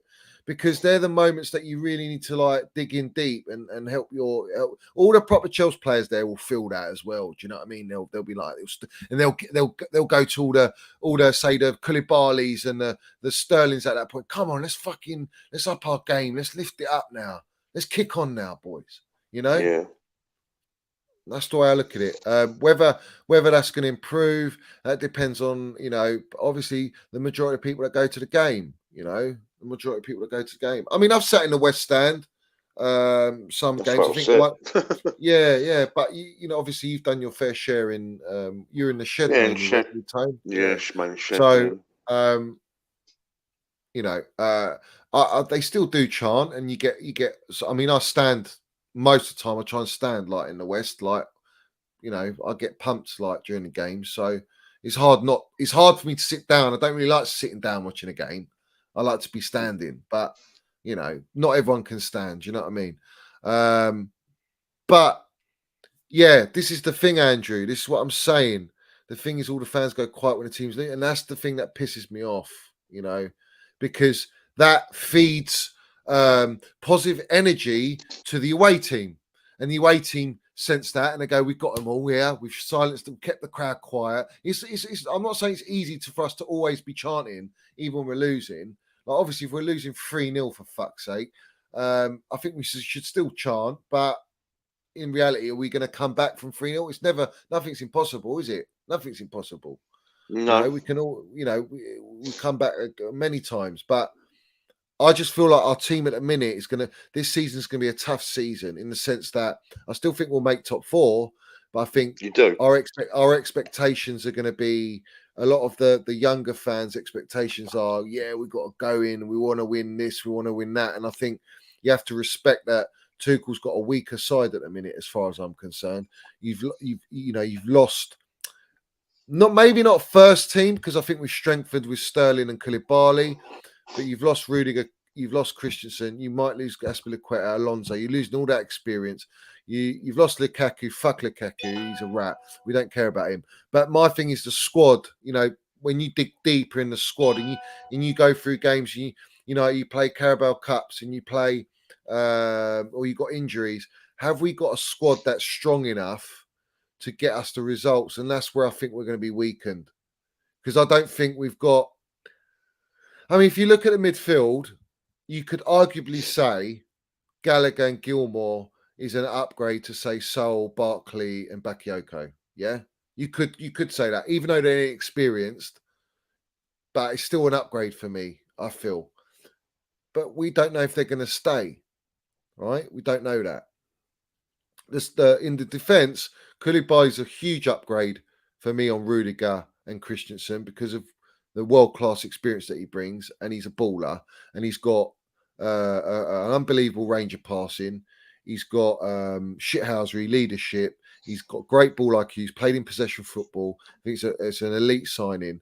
And then Sterling on the other side in the attack, he's got elite mentality, trickery, goals. He's obviously the third highest scoring goal scorer for Pep Guardiola.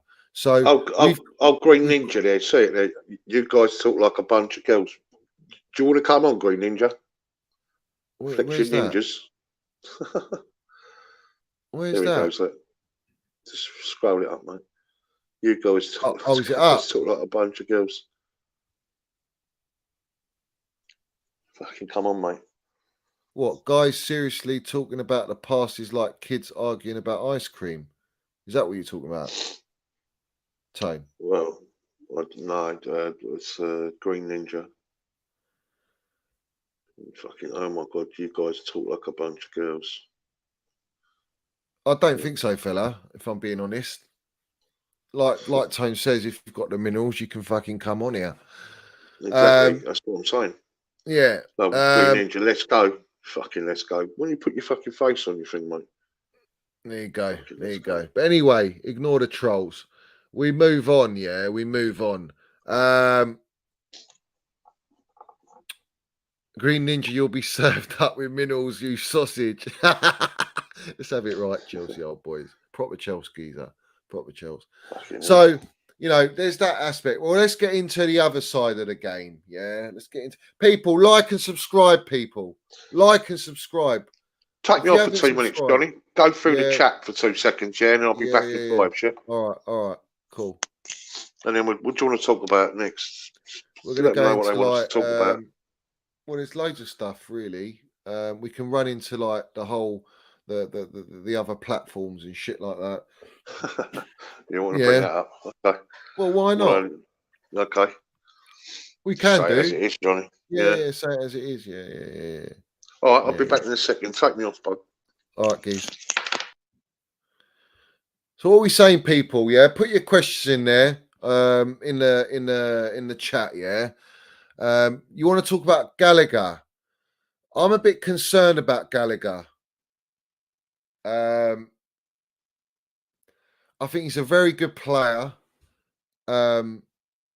He's had a decent loan at Crystal Palace, but he did fade out near the end. 10 games or 12 games, he sort of like didn't get any goals or assists, and maybe he was a bit burnt out because they're over reliant on him at Crystal Palace.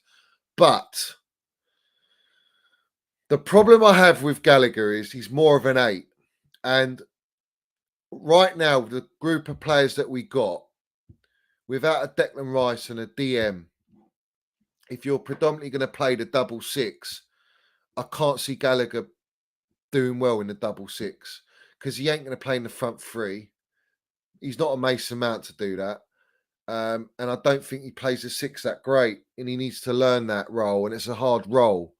In the pre-season games, he's been well off it, game intelligence-wise, positional-wise. But has he got the potential? Yes, but I think he needs to be in a midfield 3. And the only way you're going to get that is playing a back 4. So the second problem to that is he doesn't get over Mason Mount in that midfield 3. So I think it'd be a rotation. I think it's bad timing for Gallagher. I think it's bad timing. When you look at Mason Mount and Reece James, the timing's been very good for them. Trev Chalobah just about. Broha's timing now is good. There's no one really apart from Havertz. He's got that clear run. Trev's got an opportunity on the right. So it's not always about are they not good enough. It's just have they got a pathway? And the gaffer spoke very, very clearly about pathways. Doesn't want to block the pathways for talent. And if he thinks a loan's better, then he might send them on loan or he'll sell them. I don't know what's going to happen with Gallagher. I know he likes Gallagher, but can he play the double 6? And the answer is he doesn't get over Jorginho, Kovacic or Kante, and not even Mason Mount in the double 6.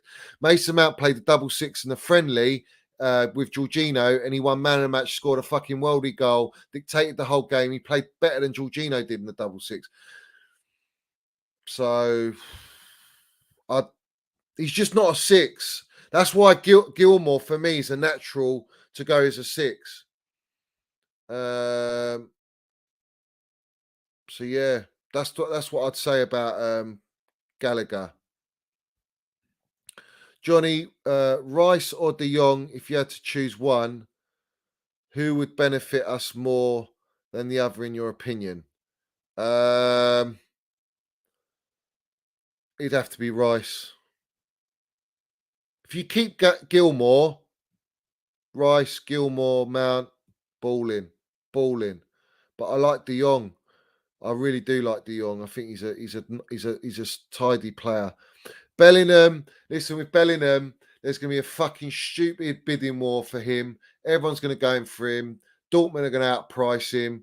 And you're going to get City on him. You're going to get Real Madrid on him. Matt Law already commented about us going in for Bellingham. I don't know, guys. I don't know. I don't believe anything anyway. I think he's a lovely talent, but he's still very, very young. He's very, very young.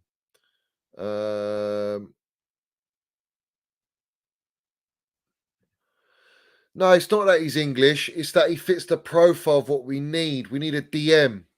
We need a DM, a defensive midfielder. That's why. But I would love both of them, Frankie de Jong and Declan Rice, personally. Yeah, personally. Let me just take. That's it. Yeah, but everyone says that about Gilmore. He ain't got the physicality. But as far as I'm concerned, yeah, you look at Modric, you look at De Jong, you look at Xavi back in the day. They're all fucking very small players. It's not about that. It's about game intelligence, how you are on the pitch, how quick you are, what's your ball distribution, what's your ball retention. That's the things I look at. And Gilmore's got all the minerals. If we sell Gilmore, it will bite us on the arse, both cheeks, 100%. Quality player, isn't he? He's quality, Tone. He's quality. He's a lovely player. Someone mentioned Eden Hazard, didn't they, in the chat earlier on? Yeah, I wouldn't take Hazard back. I just don't think he's the same player. I love him, but are you going to get the games out of him? Well, this is true. Big up Chelsea old boys. Thanks for your donation, my guy. TT will use Billy as a secret weapon. Let's have it. I really hope so. I really hope so. Because for me, he offers something completely different to what we got. Jorginho. Listen, let's not forget when we played Man City at the Etihad, all right, 2 seasons ago, him and Jorginho absolutely bossed them. Completely. And we won the game.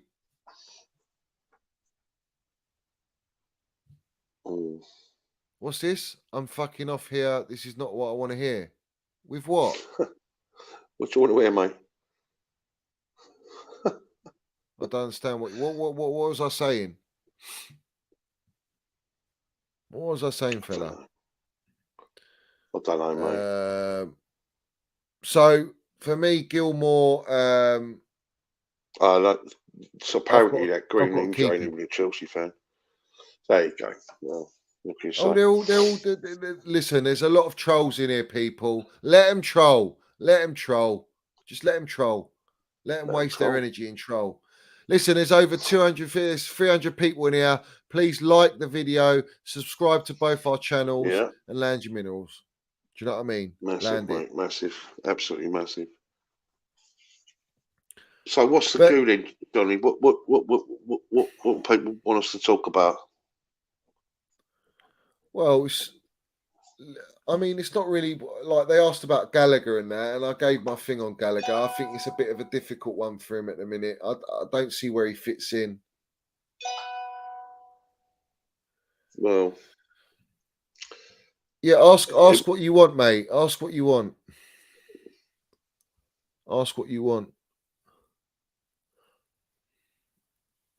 What have you got? What you want to ask?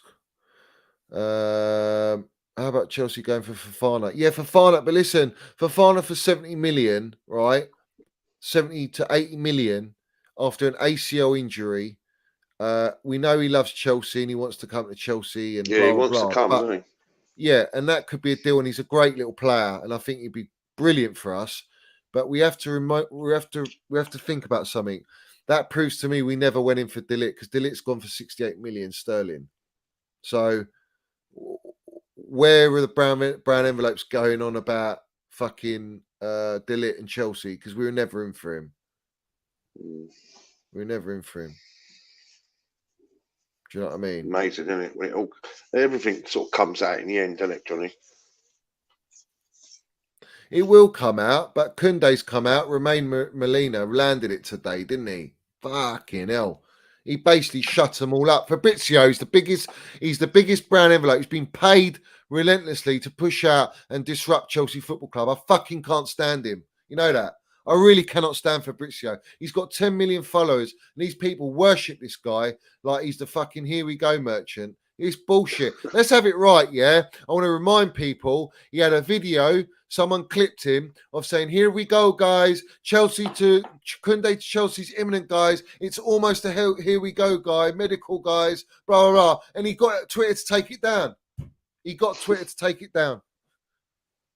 He was fucking lying. He was lying. He's a bullshitter. He's there for the clicks. And he's there to get paid to push out this information. You know? We was talking about the terrace the other day, weren't we, Johnny? Yeah. Did you say there was someone actually wrote a message in to Terry? You were saying something about that earlier. Yeah, I will do. Tia, I know you support me in that, but you can't be saying get Tony off. Tony's my guy. He's proper Chels. Like, you got to support the channel, mate. You know what I mean? Like, write stuff in the comments that are fucking worthwhile. Yeah, but I don't disrespect on Tony, mate. I know you support me in my channel, but let's have it right. We have to respect everyone in the game. Yeah. What do I think? Right. So someone put a tweet out about, you know, Terry from the Football Terrace. You need to get fucking decent Chelsea panelists that actually can debate, that don't show all their agendas and all this shit. Because let's have it right. He ain't got proper Chelsea fans on there, is he, Tone? Let's be real about it. They're nothing remotely similar to that. And no one's got the minerals there. I've never really gone on it. I went on it once as a just to land my piece, and then I never went on it again.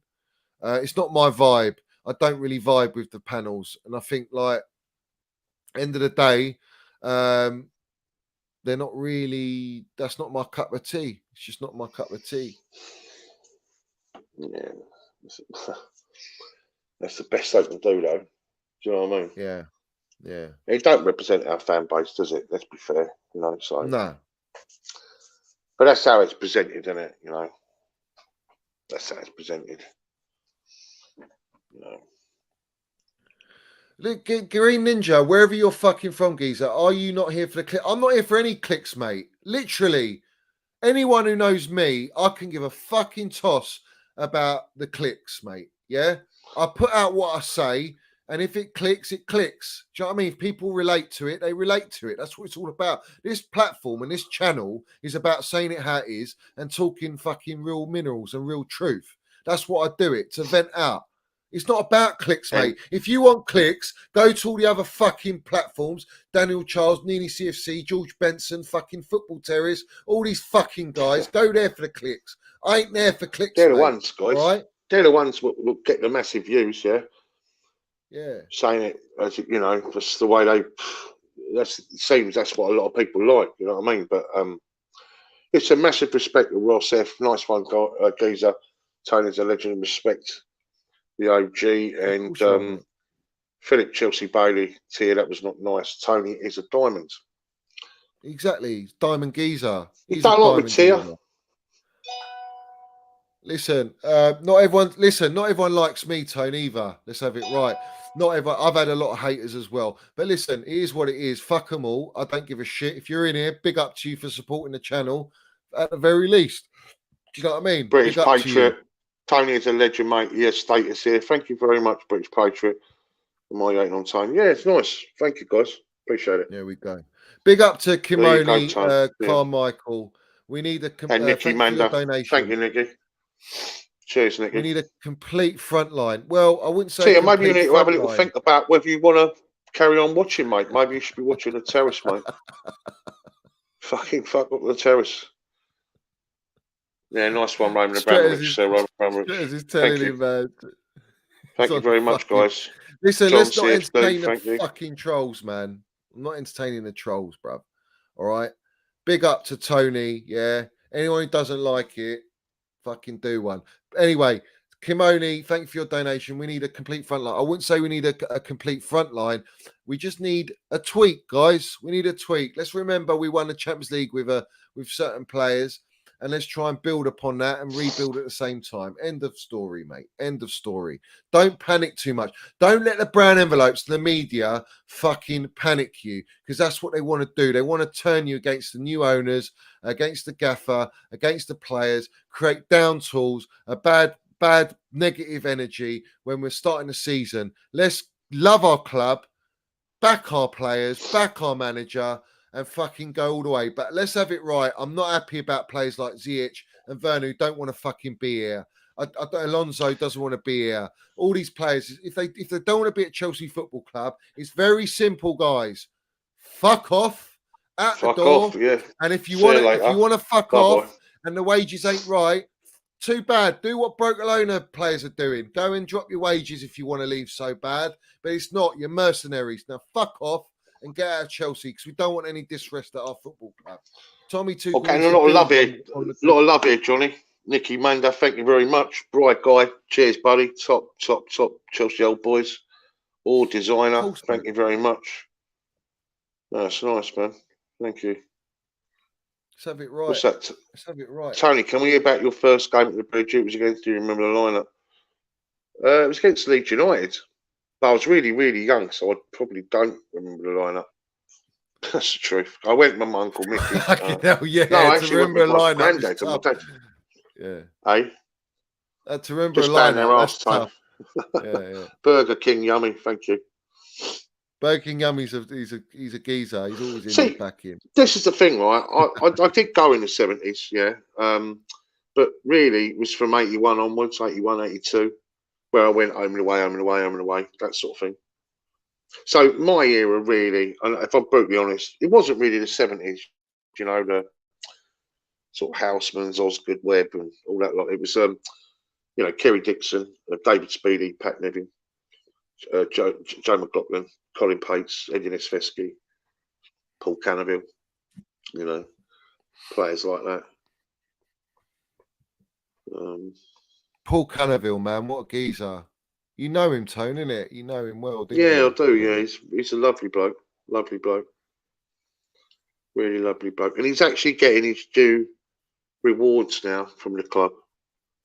It's long overdue, isn't it? He's got his own suite now. And he's respected now, you know what I mean? So respected now. And so he should be, you know. First black player to ever play for us. Something else, man. And it was hard back in the day for players. You know, black players back then. It was. Then all this stuff where they talk about today, you know. Listen, racism shit on any level. Don't matter who it is, it's just shit, yeah. But you have to say back then, no, it's fucking bad, man. It was bad. And anyone that says it weren't, they're lying. And his book says it all, really. You know what I mean? It's a good question, this. What do scouts do when we keep going for only the popular players? Can't Chelsea go to the South American leagues and sign players like Richarlison, etc.? Great question. Can't remember the last time we signed a low-profile player who's turned out to become. It's true. This is the problem, GK, is that our scouts have been so piss poor. We've got fucking shocking scouts. They go for all the big-name players, and that's what they do because they think it suits the brand and it wants to elevate the brand. But in reality, if you look at Arsene Wenger, you look at Fergie back in the day, they'd look, even Pep and Klopp have been doing it. They look at players where they've got a potential, they've got a certain skill set and a profile, and they sign them, and then they just click. And we haven't really done that, Tone, have we? We haven't really. We've done it now with our academy, where we've got gems and generational ballers. It's a great question, though, isn't it? Because I imagine there's some great players in those leagues. No one really, 100%. Yeah, Femi, you're right. We have our own Palmeira's kid. Who? Yeah. What Palmeira's kid? What kid? He's supposed to be the new Messi, and all the the new name. Yeah, but are we actually going to sign this player, or who's reported this? Is this recent, Tone? Yeah, it was last week. I read it somewhere last week. Yeah. Yeah, River Plate as well. That's a good shout.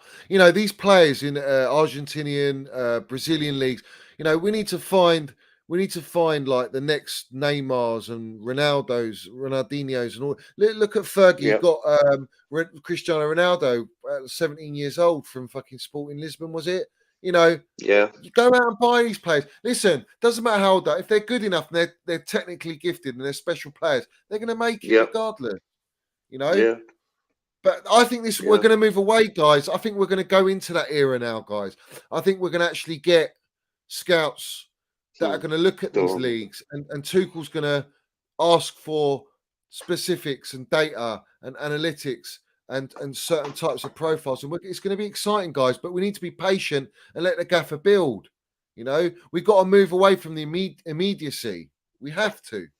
It's not going to be like that. No, great question there from Mickey.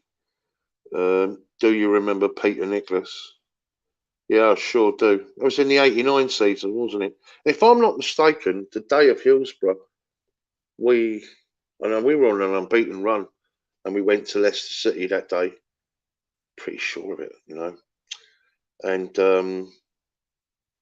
we kicked off everywhere outside, but I remember it because we lost that game too. And I'm pretty sure Peter Nicholas got sent off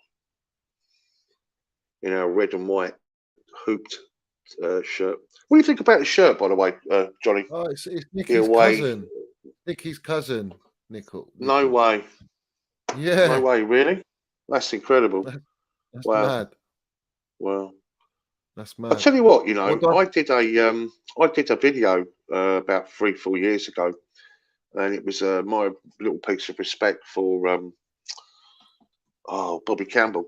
Yeah, and he passed away, didn't he? He was our manager in the '89 season, 1990, and I think it was his son or member of his family got in contact with me. They said it was really nice, you know what I mean? And that was about, Bobby Campbell. But yeah, Peter Nicholas. That's incredible, isn't it? That's mad. It's mad. Big up to Peter Nicholas. What were you saying about the shirt, Tone? What do you say? What do you think of the shirt, Johnny? The white, the kind of white, off kind of white, and mint, the kind of hoops. You seen it? I think it looks like beachwear. Do you? Yeah, that's something you wear on the beach. What do people think in the chat about it? Anyone? I think. Are you a kit guy, Tank? I'm not really a kit guy, man. I used to be, Johnny. I used to be. I'm just trying to. There's old Tuchel with his. She knows exactly what he needs. He's landing his minerals. He knows. There you go. Maybe he's trying to sign that player. What's his name? Edric. Is it Edric? What's his name? Maybe she knows someone. Yeah, it's horrible, mate. It's horrible. It's horrible. You think it's horrible? Yeah. What would you give that out of 10, Johnny? Fucking 2. 2. What do people think in the chat? Do you like it? I don't like Nike, I prefer Adidas. Oh, so we made a bid for Endrick. Listen, maybe he's the answer, guys. Is he ready to play for Chelsea now? How old is he? Is he ready to play now, or is he a fucking future one? Is he ready? Guys? The home kit's growing on me from a distance when I don't see the collar, but the collar is shit. On the blue kit, on the home kit. See our latest partner as well, Rolph in it. It's the future, Johnny. The future. Yeah. No crypto. He's 16 years old, but fair enough. Buy him anyway. Buy him. 16 years old. Fucking hell. Maybe he's ready. He's technically gifted. I'll check him out on YouTube. Big up that was Chelsea the old boys. future. What's that? That was the future. Yes. That Trev, Minnels man, Declan Rice, Reece James, Gallagher. Yeah. Am I right? Is that all of them? Yeah. Yep. Love it. It's lovely to see. Big up Chelsea old boys. Good question. Current squad to play Everton, formation and team. What would you say, Tone? Fucking hell. Sorry, say again. Current squad to play Chelsea, play Everton, formation and team. It's such a tough game. Formation's going to be show up. back three. Back three all day long. So back three. You're going to have. I'm going to call it now. You're going to have Thiago Silva, Koulibaly, Trev.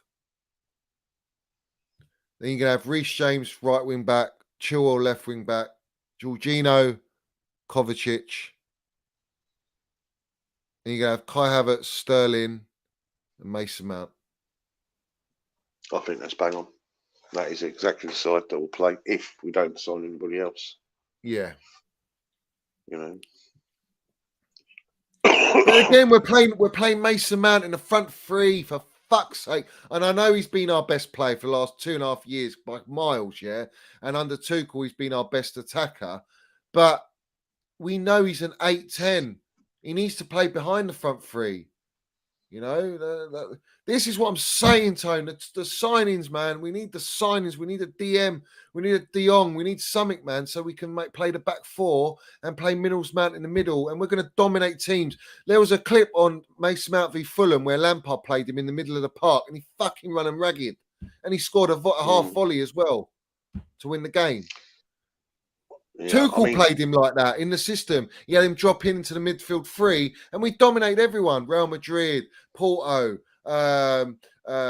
everyone we played, we dominated. I think it's shit. Even Liverpool. I think it's shit, right, that we've drawn Everton, right, first away game, because let's be honest, right, it was pretty much the last game, wasn't it? Last away game when we played them. We lost. And it was the moment they kind of got. We kind of gifted them safety, didn't we? And that will be in the back of their mind. Well, we'll just play the same way we did last time, you know. Yeah. And just put Chelsea under pressure, and they won't like it. And you know, so it's a difficult game. Look, I've always said, if you look at the track record, every time we've won at Everton, we've gone on to win the league. I don't think we'll lose, but I don't think we'll win. I think it might be a draw. It's one of them ones. But I want us to win, man. We need to get off to a good start because Tottenham's going to be hard. Yeah, Tottenham's going to be a tough game. Imagine we had Kane playing for us.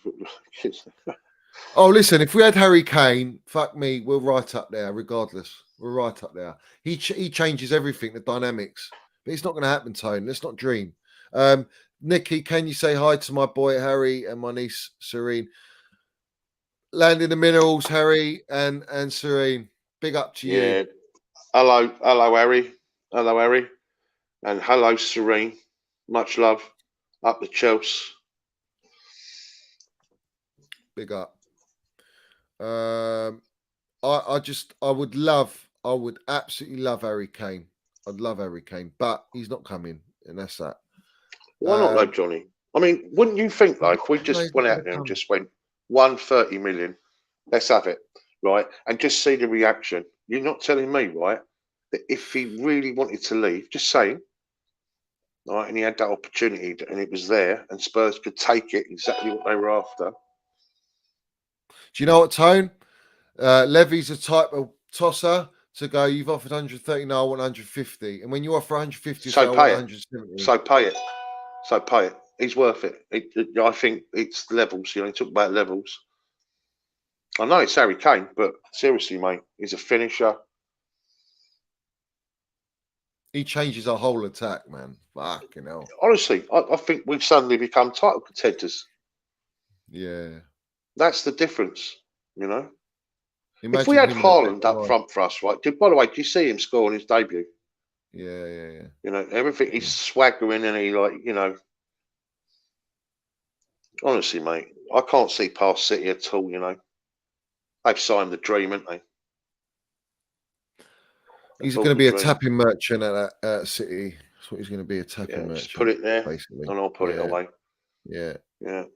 But what I'm saying, Johnny, right, is wouldn't you just I mean, if anything, right, even if they weren't going to sell him, and even if it's a pointless exercise, maybe it will just unsettle them a bit.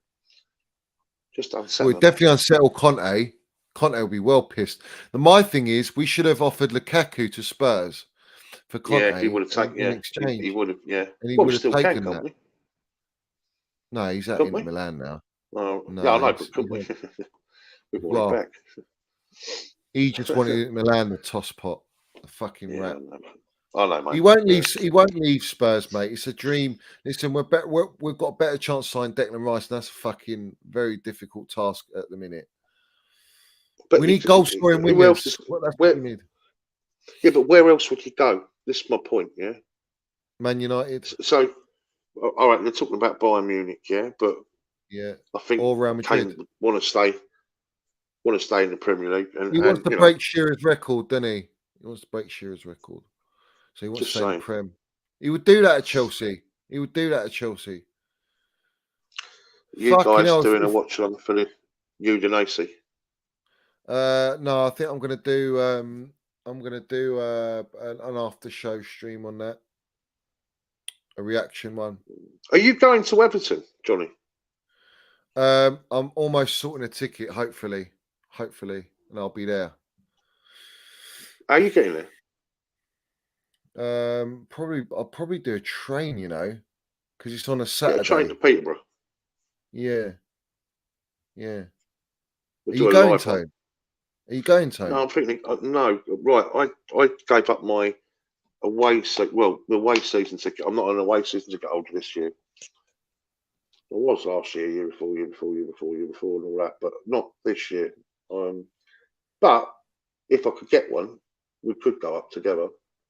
Yeah, I thought. I mean, I've got my season ticket. I mean, have you got a ticket for the first home game, Spurs? That goes on release for me. I think it's on the. I think it's coming up Friday. What's the day today? Thursday. I think it's tomorrow, isn't it? Yes. It's tomorrow, isn't it? Yeah, Friday tomorrow. Yeah. So I'll be there. But obviously Everton away would be a cracking one, wouldn't it? I mean, first game of the season, it'd be minerals. But yeah, hopefully I'll try and sort out Everton away. If you're going Everton away, I'll do my best to get the ticket and we go, man. We'll go. Okay. That'll be quality. Yeah. Absolutely. Is this their last season, Johnny, before they move? I think it is, yeah.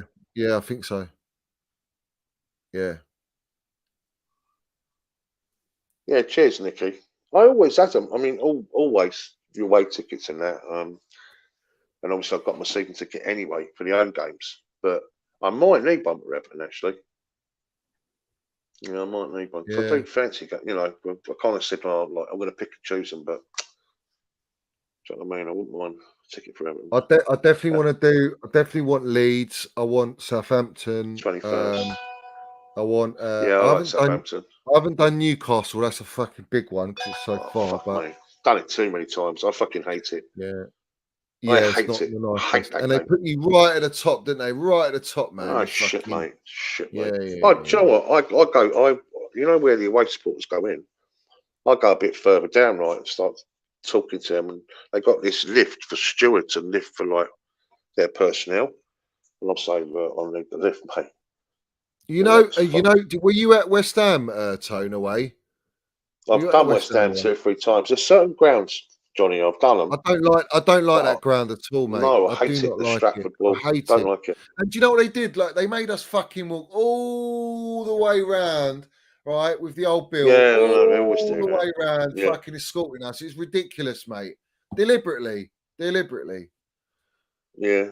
My guy It's Studio Stretch, yeah, he's football, isn't it? United, yeah. He went, so basically he got he said, I've never done Newcastle. I really want to do Newcastle, right? Yeah. So he got a message on the day of the game. It was a Monday night tone, 8 o'clock kickoff to go Newcastle. Yeah. He got the message at like fucking 10:30. By 12 midday, he was out the fucking door. And I messaged him and I knew he didn't pick up because I called him. I go, are you there yet? And he went there. He didn't get back till 5 in the morning. I've 5 in the I've done morning. that. I've done that about 5 seasons on the spin. We didn't even fucking get a win there. They were always beating us. And I remember I went there. Was it Sunday? I think it was a Sunday. And well, anyway, I parked up at the station, and they've got a little castle there, haven't they, by the station, little Newcastle. But yeah, no, it was a bank holiday, and it was absolutely banging, mate. You know, the club scene and that, loads of young girls walking around, crazy. You know what I mean? Like absolutely buzzing, like you know, the club, lots of girls and young lads and that. And, yeah, but as an experience watching football, it's the world's worst. This is a It good just thing. shows shit. If you're talking about needing a striker, why do so many fail at Chelsea? And also with our style of passing sideways and backwards, who would fit? Well, this is the thing. In Thomas Tuchel's system, he doesn't really go for that traditional striker. That's why Lukaku didn't work. That's why Lewandowski wouldn't work. That's why Ronaldo won't work. He needs a sort of like that multi-dimensional striker. I think Acosta would work. Yeah, because he would press. He's aggressive. He's a finisher, but he's got great link up. He's got, and I think Kai Havertz has the ability and the potential to go that way, definitely. But let's be fair to Kai. He hasn't had a run in. First season he was in and out, change of manager, won the Champions League for us, baller. All right. Second season, last season, we bought Lukaku and it fucked it all up. And he's not had a run in. So I think this season is a big season for Kai Havertz. And I think with Broha behind him, fighting and competing, it's great. That's the minerals. And then we just need another attacking, goal-scoring winger like Sterling on the right side to compete with Callum and Pulisic. Do you know what I mean? That's the way I think we go for this season and try and. Do you remember the 6-3? The 6-3 victory? Talking of Diego Costa and that. Yeah, of course. What a game that was, mate. At Everton. Do you know what? He was an unbelievable striker, wasn't he? But Conte fucked that up, didn't he? Really, let's have it right. Yeah, he did. Yeah, he did. Yeah, he did. Yeah. We've never replaced him ever since. No. It was bad enough trying to replace Drogba, and we got Costa. And let's have it right. Jose Mourinho was the one that bought our two best strikers, wasn't he? Bought Drogba and Costa. And look at him now. He bought Tammy at Roma and he's balling. It's just like... Jose always knew. Where's Pedro? It's his birthday, isn't it? Was it his birthday? Yeah. He was actually. Yeah, he was a baller, man. Very underrated and underappreciated. He was, and William one side, Pedro the other, and Hazard. Just think we were better. Just things were better. You know what I mean? But yeah, big up to everyone. I hit my 2K today. What a fucking great achievement. Yeah, well done, mate. 1 month and I've done 2K. Like that's massive, mate. Massive. Yeah, it's true, Josh. I'll take Costa now. Yeah. Everyone would take Costa, man. Everyone would take Costa. What a legend, man. He was a baller. Listen, mate. everyone hated playing against him. They hated it. Do you know what I mean? Yeah. Big up, guys. Please like the video. Get us up to the highest likes. We need the likes. That helps push out the show. And obviously, if you haven't subscribed, get in there and subscribe, guys. Get in there and subscribe. Chelsea SW6 and Minerals FC. Yeah, I loved Costa, mate. He was Hazard, Costa, Pedro, William. William was well underrated, mate. Fucking hell. And I know he was a bit frustrating, but he carried us when Hazard left. He literally, with Mount, literally helped us, mate. Big time. The goals the against Tottenham as well. And yeah. And obviously him doing Spurs. Do you know what I mean? Come on. Let's have it right. Yeah. You got to respect William, mate. You got to respect William. Pedro's a legend. He was amazing. My kid, I'd go on my own with my boy. And he saw us and walked through and gave my boy a cut. Yeah, it's lovely to see. It's lovely to hear. Isn't it? That's just what you want, isn't it? You know? Yeah. Absolutely. That's absolutely. Where is it, Lee? Are you guys worried about the first game? So many players want to leave, and we only signed 2 players. I'm concerned because the gaffer said so. The gaffer says we're not ready. That's where I'm concerned. You know, but he's telling the truth, innit? So we just have to ride with it, people. We have to ride with it and support our team. That's it. That's all we can do. Can't do anything else. Yeah, we've just got to get through it, haven't we? And I do think we will sign some more players, you know. Look at the size of that cookie, people. Look at the size of that cookie, mate. Beautiful. That's what you call the minerals, yeah? This is Minerals FC, right? Proper there. Proper. That's going to be Chels, mate. We're going to be the biggest cookie, mate. Fucking the next 3 years. Everyone's going to want this cookie, mate. And all the brown envelopes want to eat off this cookie. Let's have it right. They love it, mate. They love it. Right. Are we done, John? We're done? We're good. Guys, excuse me.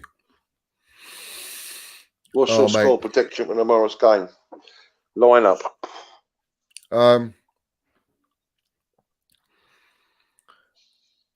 I think he's going to play the strong lineup tomorrow, similar to what we said. Win, doesn't he? Yeah. And Alexandre Cano, David Luiz is kind of a legend, in my opinion. And I was really gutted when he went to Arsenal, but then I think so was he. You know. But there you go. Was that Sarri that got him out? No. Apparently, I heard he had a row with it was Frank. Frank that got rid of him. Oh, it was Frank, wasn't it? Yeah, you're right. Yeah. But it was Jody Morris apparently squared to him. Or something happened, like a bit of a row or something. It was the pre-season game. I forget who we were playing, one of the Red Bull teams. And anyway, he got singled out or something, and he, you know, it was one of them, and that was it. Yeah. I really loved Luis, so I ain't gonna lie, I was buzzing. Listen, he's a quality quality player, wasn't he? He had his mistakes, but what a pass and goals and everything. He was just a quality player, man. Yeah, Ramirez, yeah. Nick, if you go on YouTube, you go on YouTube and you just you have a YouTube channel, whatever your account is, and you just subscribe on Tony's channel and my channel. If you go on our video, our handles are there where you can subscribe to them, and then you can watch it on your phone and stuff. Yeah, Philip's lovely. He's a big supporter, mate. Big supporter. Do you know what, though, Johnny? This is the fourth one, isn't it? Fourth JT Minerals. And apart from, there's been no news, is there? Really? Not really, is there? No, they've shut up because they've been it's poor. But this is for Chelsea old boys. This is for everyone. Yeah. Everyone that's ever doubting our football club and our team and the gaffer, all right, and any fan that has any second thoughts, the one thing you got to realise, and when it comes to the rivals, in London, this is Chelsea FC, let's have it right. We got the 2 stars. We see things they'll never see, and that is the facts of the game, and that's the minerals, people. Yeah, that is the minerals. That's right. But don't ever forget, guys. You know. I need to get the stickers, mate. I need to get the stickers. Fucking get the stickers, mate. Alex's free kick against Liverpool. That was the 4-4 one. Oh, what a free kick, man. Yeah. What about when Lamps scored when his mum passed, after his mum passed? Oh, yeah. Scored that penalty. Wow. Limbs. It's a moment, wasn't it? Absolute limbs, mate. Remember Avram Grant? He sort of sunk to his knees, didn't he? Like, giving it all that. I couldn't stand him being there, though. Avram Grant. Yeah. That hurt almost man, wasn't he? He was an almost man, when he took us to the cup final. They had a big row, didn't they, before that fucking Tottenham game in the League Cup, didn't they? Yeah. Had a big row the day before, something to do with that. Who was that? The Dutch guy that was there. Was it Tank, something? What was it? I can't remember his name. Someone in the chat will let us know. And he apparently all kicked off in that. Something to do with the the announcing of the team or something like that. Yeah. And of course Spurs fucking won that, didn't they? And then to take the fucking league to the final game, you know what I mean? Yeah, why did William go to Arsenal? Because they offered him top dollar, and he's got a restaurant with David Luiz. Yeah, that's right. Yeah. So it makes sense, Hank 10 cut. Yeah, that's it. Yeah, that's it. Yeah. Guts Hiddink as cheers, well. Chelsea boys. But they rowed, didn't they? And it's really upset everything, didn't it? Yeah, there you go. Big up, Sean. Lovely to see you. And big up, boys. Just arrived. We're going to go back and watch you two drop the minerals from the start. Let's have it right. You know it, Sean. You know it. Yeah, Mikel was underrated. Really underrated, wasn't he? Oh, Mikel's 10 minutes to go. You're winning 1-0. You bring on Mikel, didn't you? Yeah, shut the game. I mean, he's not. He was very technically gifted, mate, for his position. Blimey, what we'd do with Mikel now? We'd love Mikel now, wouldn't we? Yeah, he's fantastic. Yeah. Gary Neville said he's the most talented player he's ever seen in that position. AVB. He said, he was fucking. Yeah, AVB was. Excuse me. Who was worse, AVB or Benitez, Johnny? Oh, I hate Benitez. Spanish waiter. Fuck. I know, but he won us the Europa League, didn't he? Yeah, I mean, AVB was shocking, but then again, he got sacked when Di Matteo came in and we won the Champions League, so it's like... Oh, Nicky, look. Fabregas' magic. He wears the magic hat. Yeah. Oh, Nicky. You sing it to him.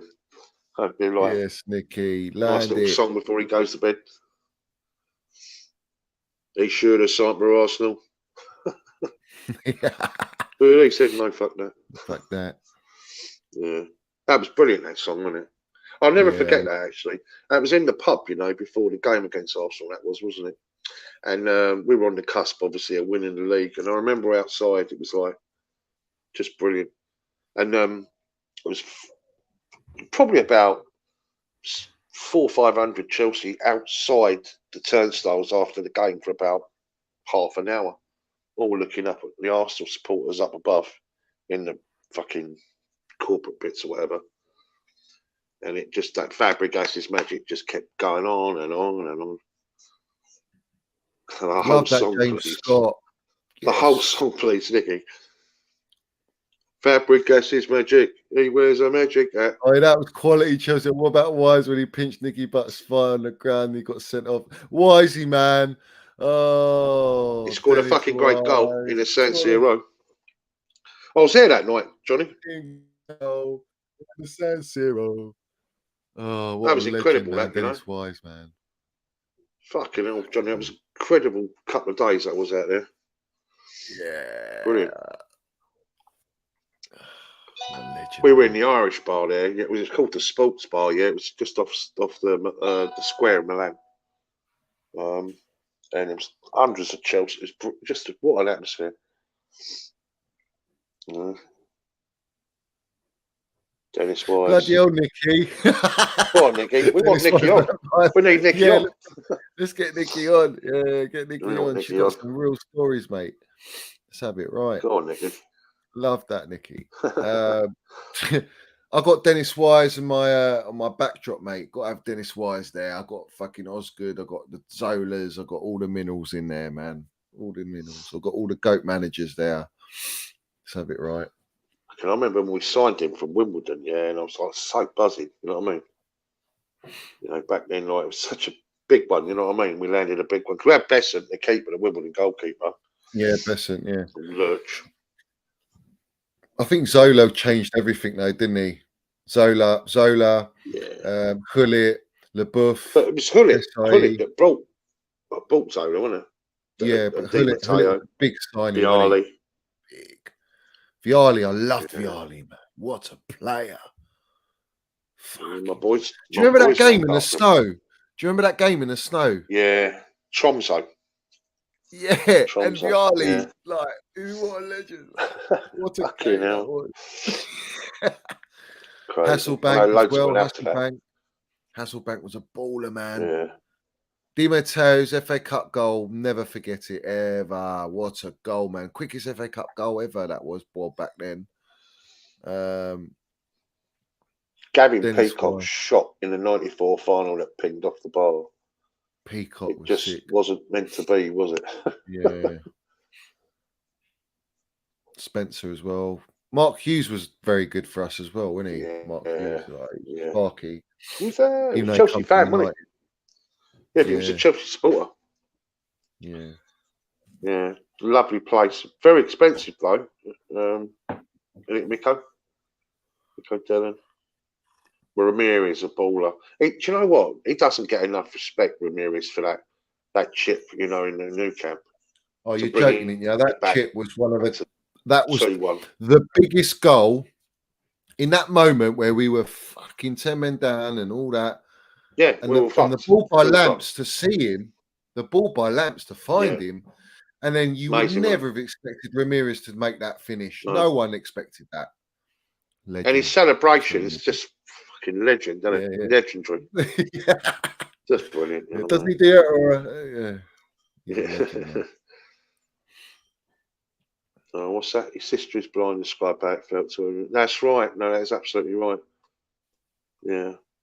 Yeah, that's true about Di Matteo. Yeah, his sister is blind. He's such a legend, Roberto Di Matteo. If you think about it, really. He got that goal in '97. He scored in the 2000 final. He won us the Champions League as a manager and the FA Cup. You know what I mean? It's incredible, really, isn't it? But what a, you know, great omen he was for us as a person. Do you know what I mean? He went up to Roman, do you remember? And he goes, I won it. I won it. To Roman. Do you know what? Do you know something, right? You know, when he went up to Roman, he went, I won it. I won it. I told you. Right? When he was really putting it in his face. Yeah. I was thinking, bad move. Yeah. In other words, be humble. In other words, just go. Yeah. It happens. You know what I mean? But he didn't. He was wagging in his face. I don't think Roman liked it. I don't think Roman liked it. I don't think Roman liked it, no, because he was very. Roman was quite a passive sort of. He was a very gentle sort of man, wasn't he? That's how he appeared to me. Ruthless, but gentle, but ruthless. Yeah. Idegin Johnson, what a baller, mate. He was what a buy from Bolton. Great buy. Yeah, he had a great goal celebration, didn't he? That. You know what I mean? Perfect. That's a good question, Johnny. Yeah, what Chelsea player do you think had the most wasted potential?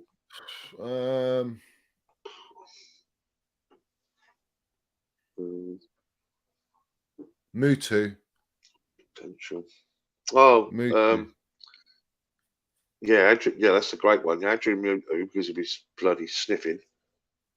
He looked a real player, didn't he? He looked a real good player. Oh, he was on fire, wasn't he, Johnny? Yeah. And what about Kazaragi? So much hopes for Kazaragi, and then he got injured, didn't he? Fucked, yeah.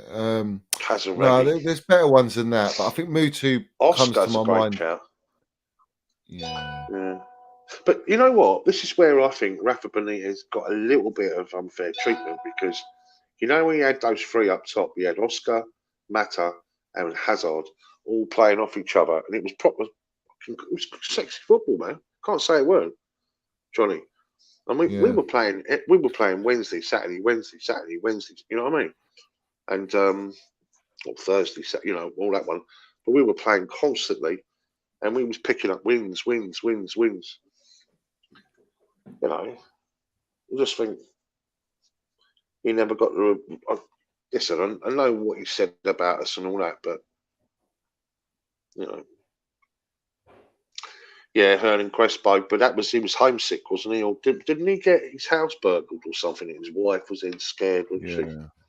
He was a great finisher, man. Fucking hell. That goal I'm trying to think. I'll tell you what, actually. Robin.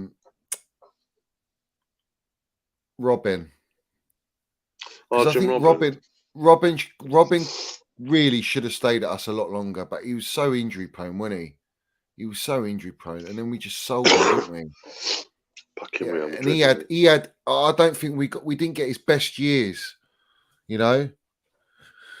I mean, he's not really potential because he was world class, wasn't he? Really for us, but I mean, he's a player that I would have wanted for a longer period. I remember signing him, going, "This guy's it. This guy's got the minerals. He's Shevchenko." Yeah, but Shevchenko for me, I felt like we bought him too late, and there were Serie A tax. Damien Duff. Damien Duff was a baller. Yeah, Damien is right. Robin and Duff in that Barcelona game. Bloody hell! Talk about playing the ball quickly. Paul Elliott, what a shell! Paul Elliott, blimey, yeah. Elliott, what a player! Even Josh McCracken, graceful player. Yeah, McCracken. Yeah, he had a fucking great high hopes, and then Kakuta, and we just didn't hear nothing of him. Dale Kakuta, yeah. He mate, I was watching him. He was so talented. Yeah, who's the other one at the moment? He's out on loan, and it was so much. You know, I'm trying to think of his name. Oh, I can't think of him. It's a young lad. Oh, Masonda. Charlie Masonda. Masonda, yeah. That goal against Juventus, Oscar. Wow, Cherami, yeah. I think right now Gilmore is in this bracket right now. Gilmore, he's got so much potential, and he's not been given the opportunity. The FA Cup game against Tottenham, Salomon Kalou. We were 3-1 down, weren't we? Sam Dallabonna. It's a great one, Matt. Great one. Dallabonna, blimey. Van Ginkel as well. Fucking hell, Van Ginkel, man. But he had a bad injury, didn't he? Van Ginkel. Who was that Dutch player that would fucking shit? We were paying top dollar for him, and he was like, fucking hell, I can't think of his name. Someone will mention it in the chat. He hardly plays at all, like, you know, and we were like paying top dollar. I mean, but then you could say this about all of our strikers. There you go. Well done, Josh. Thanks, man. Winston Bogart. Oh, bloody hell. Yeah. Cheers, Josh, the old boys. Boularus was the worst for me. Remy. Boularus was the worst, mate. Yeah, Bolo Zenden. Fucking hell, all these players you think, wow, they played for Chelsea. Yeah. What about Chris Sutton, Tone? What a flop Chris Sutton was. Yeah, 10 million. Was it 10 or 15? I think it was 10. 10 million. 10 million. That was a lot. He scored in his debut as well. I was there that day, Man United. Was it Man United? Yeah. And, you know, but Yossi Bella. Oh, Mario Stanic. What a baller, man. Yeah. He was a baller. What a baller. Yeah. He was baller, man. Some great goals he scored. You know, when you start opening it up like this, it's weird, isn't it? Yeah.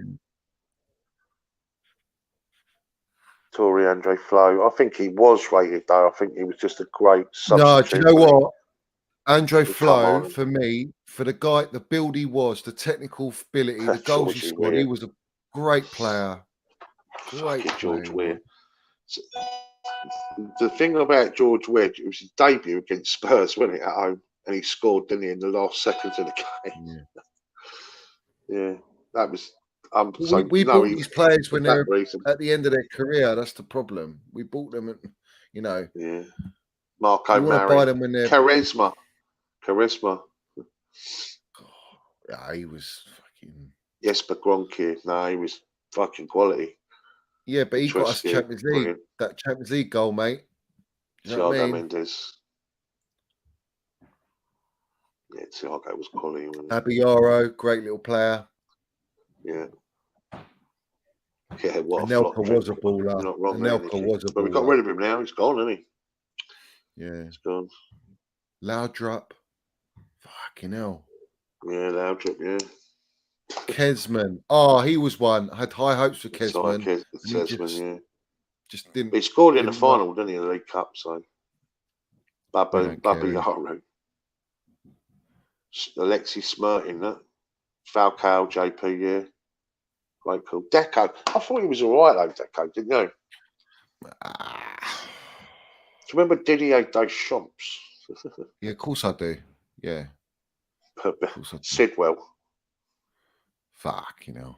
Bjarni Goldbeck. Yeah, that 45-yard against For me, Carvalho. Carvalho's one of my favourites. Carvalho. He was an absolute. Look at that, Pedro. Andre Schürrle. Frank Leboeuf, they called him CD head. Yeah, because he had a massive scar on the back of his head. Like along as like it's got a CD in there. Jody Morris. It's a good call, that. Joey Cole. No one's put Joey Cole, man. No one's put Joey Cole. Quality. Joey Cole. If he was Brazilian, mate, he'd be in every team, mate. He'd be playing for Barcelona, Real Madrid. Joey Cole. He's just a ball, had all the minerals. Joey Cole.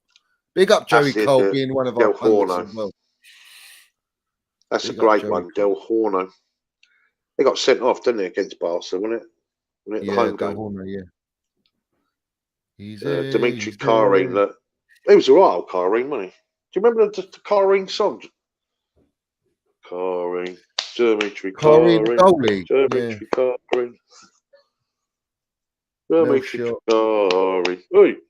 What about Petrescu? Petrescu was a great little player as well, man. Wayne Bridges' girlfriends.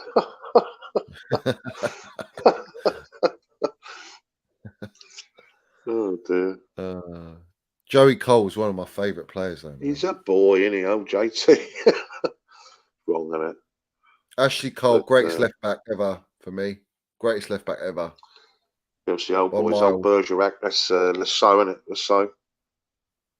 We bought him back, didn't we? We sold him as a winger. Bought him back as a right fullback.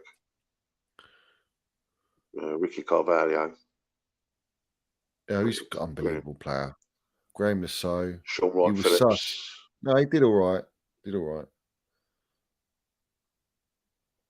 Hands down, one of our best, Joe Cole. He was just goals against United, and he's every fucking where, isn't he, Joey Cole? Yeah, he's just a beautiful player to watch. Skill, the way you want to watch the game. He's just aesthetically, just minerals, isn't he? And I love that he's talking on us on BT Sport and he's representing us. I love it. Yeah, I love that Joey Cole's talking about Chels. So we've never had pundits like we've got Glenn Hoddle on that. Don't get me wrong, but he's got a Spurs affiliation as well.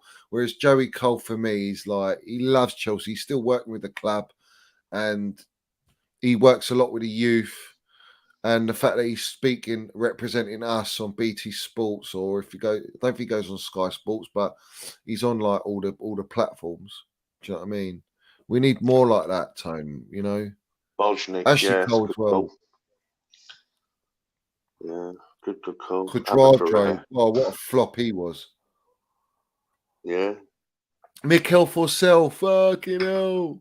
Mikel Forsell. Yeah. That was good. He was quality little player. Remember that old Malouda, Fora Malouda. Did you rate Malouda like high? Like I never really like. Yeah, I did. Yeah. Yeah, I did. I didn't put him like amongst like all the other players because I don't know. I think they were just better quality, but he was very underrated when I guess, and what he did, yeah, Johnny, great season. Yeah. What comment that is? I don't know if you want to pick up on that one, mate. Ashraf Chowdhury in the chat. Literally just a couple of minutes ago. Arsenal disgrace if they continue playing party. Yeah. No. So what is it true then? Is it true that he's further down, Johnny? Go further down. He's gone. Johnny. He's calling me Rolph or Ralph, but you guys hearing this party news? Arsenal fans are really out here protecting party after the shit he said, and not dismiss.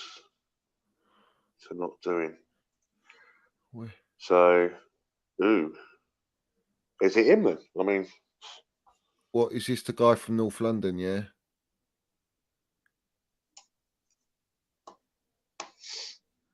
Where is identity given away by a big Arsenal, big Arsenal account?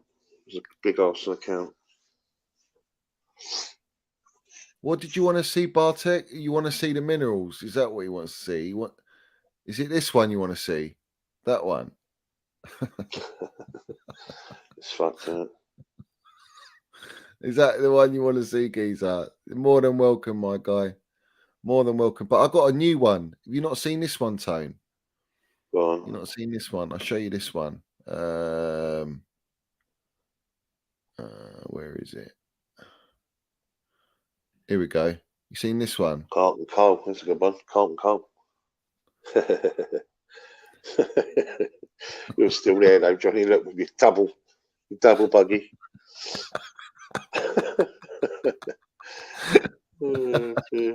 Fabrizio and then Matt Law, look at the fucking. Do you do them, Johnny? Do you actually make them? Is that what you?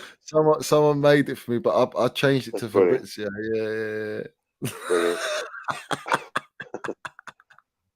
Let's have it right.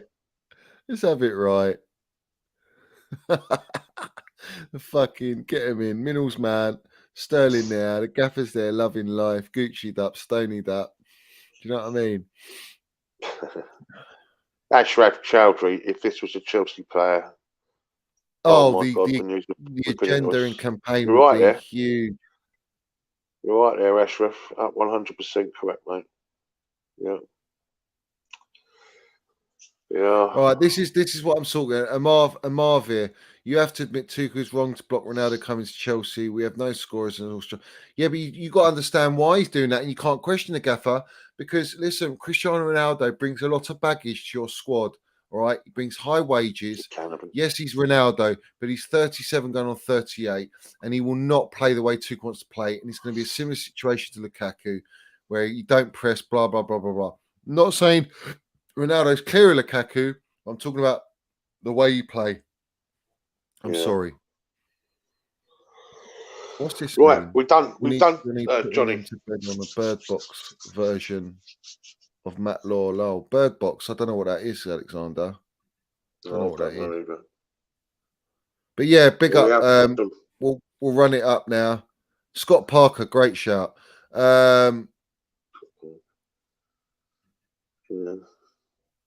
Great shout, that actually. Great shout. It's all right for Charlton, wasn't he? Yeah, he was. Yeah. So, guys, one of these is the favourites, I think. Minerals man, get rid of Lukaku, putting him in the cementals, mate. Yeah, let's have it right. Cement. Look.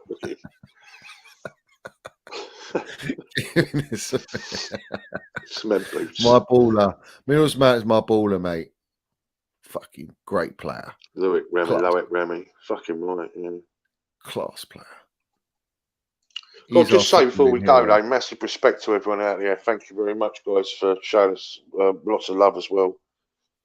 And we had a bit of an imposter on the. Oh, don't worry about the trolls, man. Big up to everyone in here. We appreciate all your support. Thank you, guys. Yeah, don't worry about it. Sturridge, great player. Should never have let him go. Do you think so? Do you remember his fucking his What did he used to do when he used to celebrate? What was his celebration, Johnny? Do you remember? Proper fucked, wasn't it? If I remember rightly. Sturridge.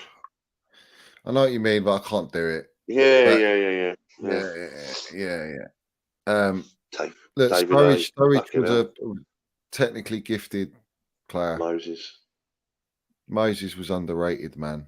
Moses was underrated. Imagine if Arsenal bought him, they'd be giving it Gabriel, Moses, fucking. You know. Do you know what? Moses would be great shot as a wing back for us. You know that.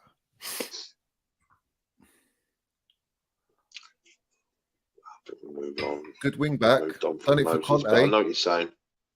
You done it for Conte. Yeah. It's the wiggle his arms. That's it. He used to do a fucking weird thing, wasn't it? Yeah, like all that fucking. Oh yeah, I mean? All that shit, yeah.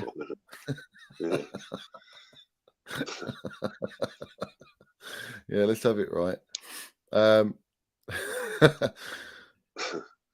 Big up everyone. Big up to everyone in here. Let's land another one. Bowley landed the minerals. You know what I mean, on the cement. We got a shot of him immediately. He's in the wheelbarrow. Yeah. Yeah, Peacock. Or Gavin. Or player. Fucking pastor now, isn't he? He's a pastor. Preacher.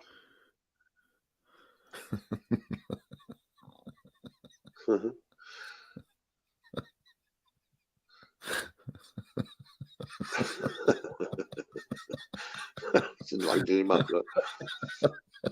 Look at the gaffer.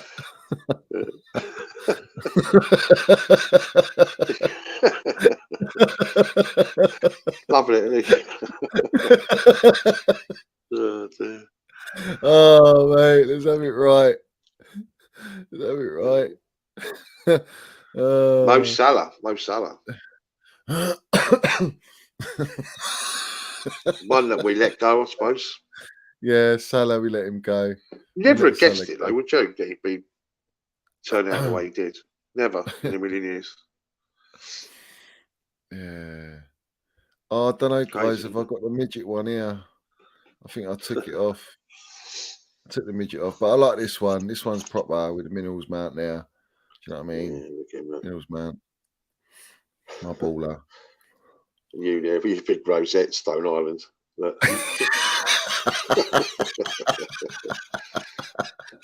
Double buggy. Listen, turn up the bridge one day.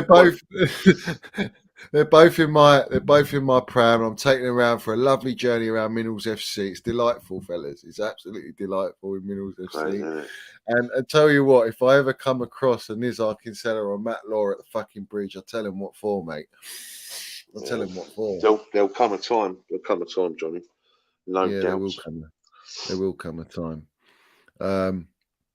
But yeah. Yeah, Seppa's not wrong there. KDP's performance at Arsenal in the League Cup, the 2-0 victory there.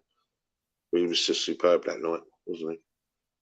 But that was all about Jose Mourinho, yeah. A lot of fucking good players go, Jose. Fucking joke, really. What he done to us. His second time with us, you know, cost us a lot of fucking good players, didn't it? Yeah. Really did, you know. Tony Rolph Harris.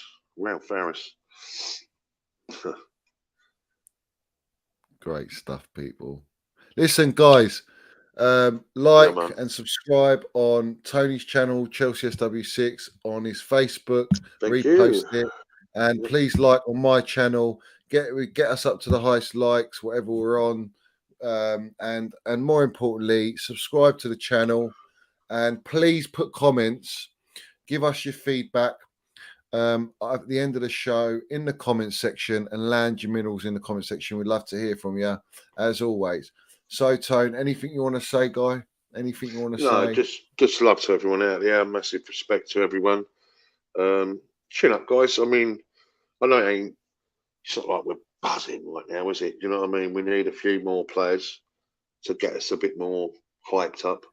And the season's coming a bit too quick, to be fair, around. I wish it was, so even though I want the season to start, I wish it was 4 weeks, you know.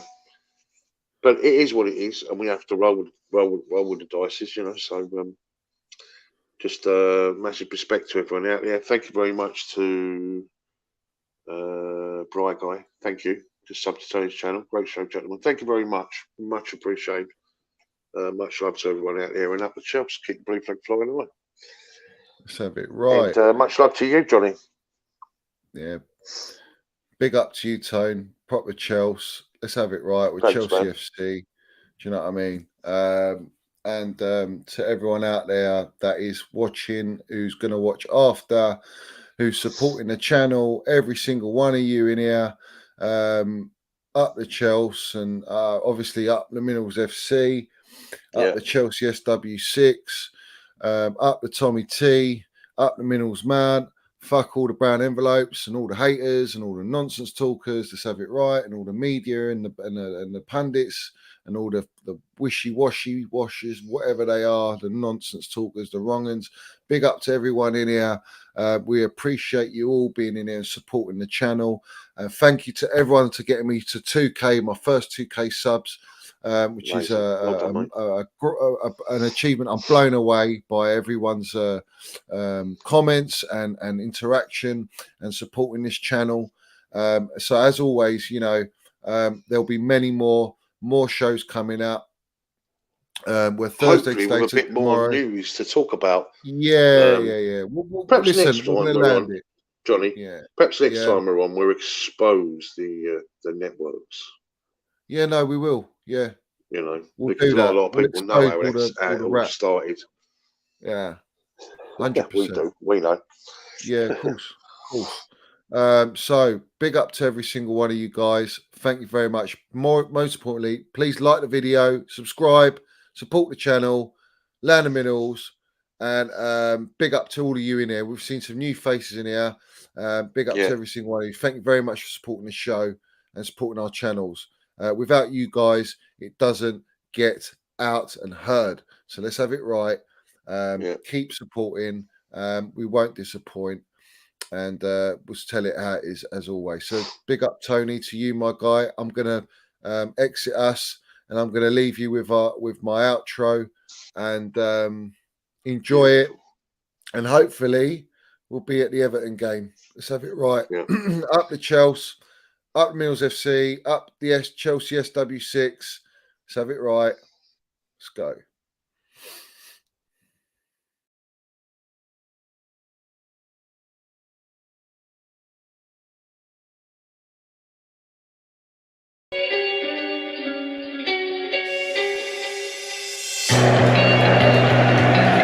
Right, Pride of London.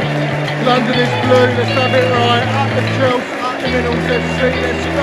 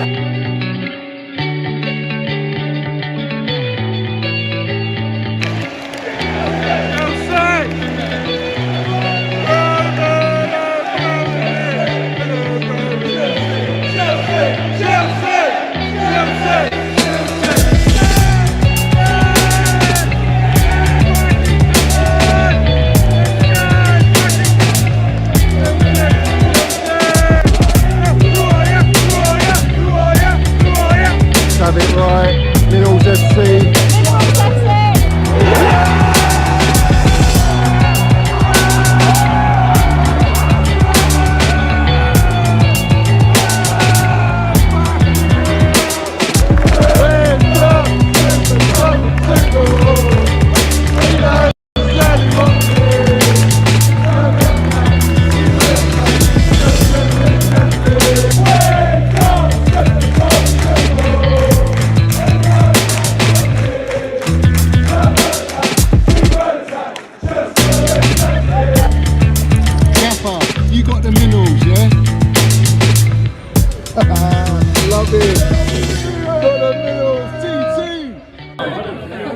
Mate, Johnny's got the fucking minerals, mate.